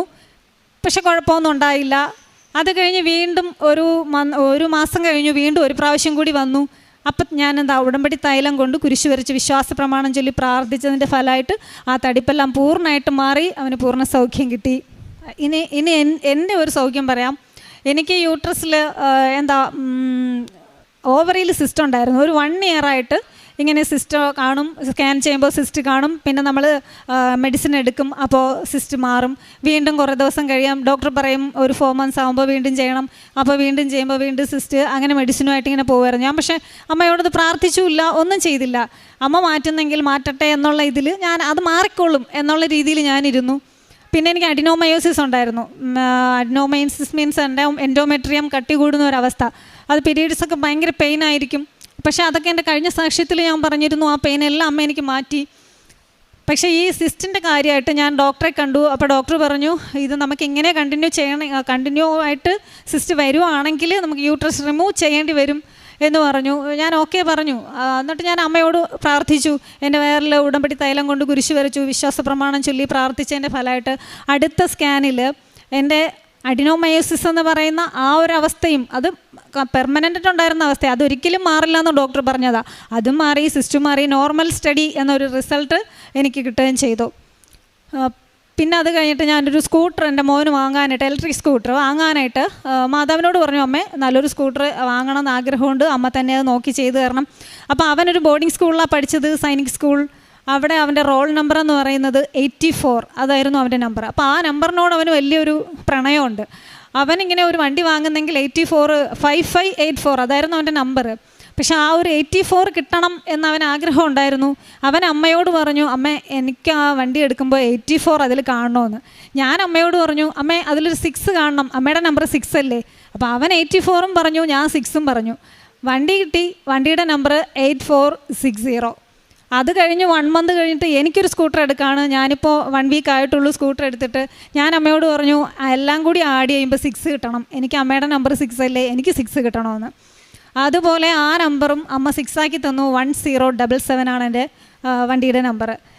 ഇങ്ങനെ ഇനി വേറെ കുറേ അനുഗ്രഹങ്ങളുണ്ട്, അതൊന്നും ഇവിടെ പറയാനിപ്പോൾ സമയമില്ലാത്തത് കൊണ്ട് ഞാൻ നിർത്തുകയാണ്. എനിക്കിത്രയും അനുഗ്രഹങ്ങൾ തന്ന് എൻ്റെ ലൈഫ് ഇങ്ങനെ കൊണ്ടുപോകുന്ന അമ്മ മാതാവിന്, ഈശോയ്ക്ക് ഞാൻ ഒരുപാട് നന്ദി പറയുന്നു. അതിലുപരി ഞാൻ എൻ്റെ മക്കൾ, ഞാൻ എപ്പോഴും ഈശോയോട് ചോദിക്കും, എന്തേ എന്നെ തിരഞ്ഞെടുക്കാൻ ഇത്രയും വൈകിയെന്ന്. പക്ഷേ ഞാനത് ഈശോയ്ക്കൊരു സമയമുണ്ടല്ലോ. കാനായിലെ കല്യാണത്തിൽ വീഞ്ഞി തീർന്നപ്പോൾ അമ്മ പറഞ്ഞപ്പോഴും ഈശോ എന്താ പറഞ്ഞേ, സമയമായിട്ടില്ല. അപ്പോൾ അപ്പയ്ക്കൊരു സമയമുണ്ട്, ആ സമയത്ത് അപ്പോൾ എല്ലാവരെയും തിരഞ്ഞെടുത്ത് അവർക്ക് വേണ്ടുന്ന കാര്യങ്ങൾ ചെയ്തുകൊള്ളും. പക്ഷെ അപ്പം ഇങ്ങനെ പറയുന്നുണ്ട്, എൻ്റെ സ്വർഗീയ പിതാവ് ആകർഷിച്ചാലല്ലാതെ ആർക്കും എൻ്റെ അടുക്കലേക്ക് വരാൻ കഴിയില്ലെന്ന്. അതുകൊണ്ട് ആ സ്വർഗസ്ഥനായ പിതാവിന് എനിക്ക് കോടാനുകോടി നന്ദി ഞാൻ പറയുകയാണ്. പിന്നെ എന്നെ മാത്രമല്ല എൻ്റെ വീട്ടിൽ തിരഞ്ഞെടുത്ത, ഞങ്ങളെ 4 പേരെയും ഒന്നിച്ച് തിരഞ്ഞെടുക്കുകയാണ് ചെയ്തത്. ഞങ്ങൾ 4 പേരും അതുപോലെ പ്രാർത്ഥിക്കുന്നുണ്ട്. അതിനെല്ലാം ഈശോയ്ക്കും കോടാനുകോടി നന്ദി പറയുന്നു. ഞങ്ങൾക്ക് ഇത്രയും ലേറ്റായിട്ടാണ് ഈശോയും മാതാവിനെയും കിട്ടിയതെങ്കിലും ഞങ്ങളുടെ മക്കൾക്കിപ്പോൾ കിട്ടിയല്ലോ. ഇനി അതിനേക്കാളും വലിയ അനുഗ്രഹം എന്ന് പറഞ്ഞാൽ ഇവരുടെ മക്കൾക്ക് അവർ ജനിക്കുന്ന പോലെ കിട്ടുമല്ലോ. അതാണ് എനിക്ക് ഏറ്റവും വലിയ സന്തോഷം. പിന്നെ ഞാൻ കാരുണ്യ പ്രവൃത്തികളായിട്ട് ഞാൻ ചെയ്യുന്നത്, ശരിക്കും പറഞ്ഞാൽ ഞാൻ ആ കാരുണ്യ പ്രവൃത്തി ഒരുപാട് ഇവിടെ പറയാൻ ആഗ്രഹിക്കുന്നില്ല എന്ന് പറഞ്ഞാൽ എന്താ, എൻ്റെ ഈ സാക്ഷ്യം അവരൊക്കെ കേൾക്കും. അപ്പോൾ അവർ വിചാരിക്കും ഞാനിങ്ങനെ ഒരു പ്ലാറ്റ്ഫോമിൽ വന്ന് പറയാൻ വേണ്ടിയിട്ടാണോ അത് ചെയ്യുന്നതെന്ന്. അല്ല, കുട്ടിക്കാലം മുതൽ എൻ്റെ അച്ഛനും അമ്മയും അമ്മമ്മയും ഒക്കെ കാരുണ്യ പ്രവൃത്തി ചെയ്യുന്ന കണ്ട് വളർന്നവരാണ് ഞങ്ങൾ. എല്ലാ ദിവസവും ഒരാൾക്ക് ഫുഡ് കൊടുക്കുന്നുണ്ട്. അസുഖമായിട്ട് വരുന്നവർക്ക് ക്യാഷായിട്ട് സഹായിക്കാറുണ്ട്. പാവപ്പെട്ട കുട്ടികൾക്ക് പഠിക്കാനുള്ള സഹായം ചെയ്യുന്നുണ്ട്. വസ്ത്രം കൊടുക്കുന്നുണ്ട്. അങ്ങനെയുള്ള കാര്യങ്ങൾ ഞാൻ ചെയ്യുന്നുണ്ട്. പ്രേക്ഷിത പ്രവർത്തനമായിട്ട് ഇവിടുന്ന് 5-6 കെട്ട് പത്രമാണ് ഞാൻ ഹസ്ബൻഡുമായിട്ട് വാങ്ങണത്. പിന്നെ ഹോസ്പിറ്റലിൽ കൊണ്ടുപോയി കൊടുക്കും, വീടുകളിൽ, ഓട്ടോ സ്റ്റാൻഡിൽ, ടാക്സി സ്റ്റാൻഡിൽ. പിന്നെ തമിഴ് പത്രം വാങ്ങിച്ച് തമിഴ്നാട്ടിലോട്ട് കൊണ്ടുപോയി കൊടുക്കും. ഹസ്ബൻഡ് കാസർഗോഡായിരുന്ന സമയത്ത് കന്നഡ പത്രം വാങ്ങിയിട്ട് അവിടെയും കൊടുത്തിരുന്നു. പിന്നെ എനിക്ക് മാതാവ് തന്നെ ഓരോ ഇൻഡ്യൂഷൻ ഇങ്ങനെ തരും, നീ ഇന്ന സ്ഥലത്തേക്ക് പോ, അവിടെ ഒരു മാതാവിൻ്റെ രൂപക്കൂടുണ്ട്, അവിടെ ചെല്ല്, അവിടെ മാതാവ് ഇങ്ങനെ എന്താ സെറ്റ് സാരി ഉണ്ടല്ലോ, കേരള സാരി, അതൊക്കെ ഉടുത്ത് നിൽക്കുന്ന, അതിങ്ങനെ എൻ്റെ കണ്ണി കാണിച്ചു തരും. അങ്ങോട്ട് പോ. ഞാൻ അവിടെ ചെന്നപ്പോൾ ഞാൻ എന്തിനാ അമ്മ അങ്ങോട്ട് ചെല്ലാം, ഞാൻ ഹരിയേട്ടനോട്, ഹരിയേട്ടൻ എന്നെ അങ്ങോട്ടൊന്ന് കൊണ്ടുപോകുമോ, മാതാവ് പറയുമോ അവിടെ പോകാനായിട്ടെന്ന്. ഹരിയേട്ടൻ എന്നെ കൊണ്ടുപോയിട്ട് ഞാനിങ്ങനെ നോക്കും, അമ്മ എന്തിനാ എന്നെ ഇങ്ങോട്ട് വരാൻ പറഞ്ഞേ, ഞാൻ ഇവിടെ ഒന്നും കണ്ടില്ലല്ലോ എന്ന് പറഞ്ഞ് തിരിഞ്ഞ് നടക്കാൻ പോയപ്പോൾ അമ്മ എന്നോട് പറയാം, ഒന്ന് നീ തിരിഞ്ഞ് നോക്കുന്നു. ഞാൻ തിരിഞ്ഞ് നോക്കിയപ്പോൾ 2 കെട്ട് പത്രം അവിടെ ഇരിക്കും, നമ്മുടെ കൃപാസനത്തിൽ പുതിയ പത്രം. എനിക്ക് ഭയങ്കര സങ്കടമായി. അതെടുത്തുകൊണ്ട് വന്നു. ഞങ്ങളെ തൊട്ടടുത്ത ദിവസം തന്നെ കുറേ പേർക്ക്, മുസ്ലിങ്ങൾ ഉൾപ്പെടെ, ഞങ്ങൾ എല്ലാവർക്കും, ഹിന്ദു ക്രിസ്ത്യൻ മുസ്ലിം എന്നില്ലാതെ എല്ലാവരോടും മാതാവിനെ പറഞ്ഞു കൊടുക്കും. എനിക്ക് ഇതുപോലെ ഉപേക്ഷിച്ച ഒരുപാട് പത്രങ്ങൾ എനിക്ക് കിട്ടിയിട്ടുണ്ട്. ഞാൻ അമ്മയുടെ പത്രം എവിടെ കണ്ടാലും അപ്പം തന്നെ ചാടി വീണെടുക്കും. ചിലപ്പോൾ സിംഗിളായിട്ട് ഒരെണ്ണമായിരിക്കും കിടക്കുന്നത്, അതെടുത്ത് ഞങ്ങൾ ഓരോരുത്തർക്കും അമ്മ മാതാവിനെ ഈശോയും കുറിച്ച് പറഞ്ഞു തന്നെ കൊടുക്കും. ഇത്രയും അനുഗ്രഹങ്ങളും തന്ന അമ്മ മാതാവിനും ഈശോയ്ക്കും കോടാനുകോടി നന്ദി പറയുന്നു. എനിക്കും എൻ്റെ കുടുംബത്തിനും ഇത്രയും അനുഗ്രഹങ്ങൾ തന്ന അമ്മ മാതാവിനും ഈശോയ്ക്കും 1000 ഞാൻ നന്ദി പറയുന്നു.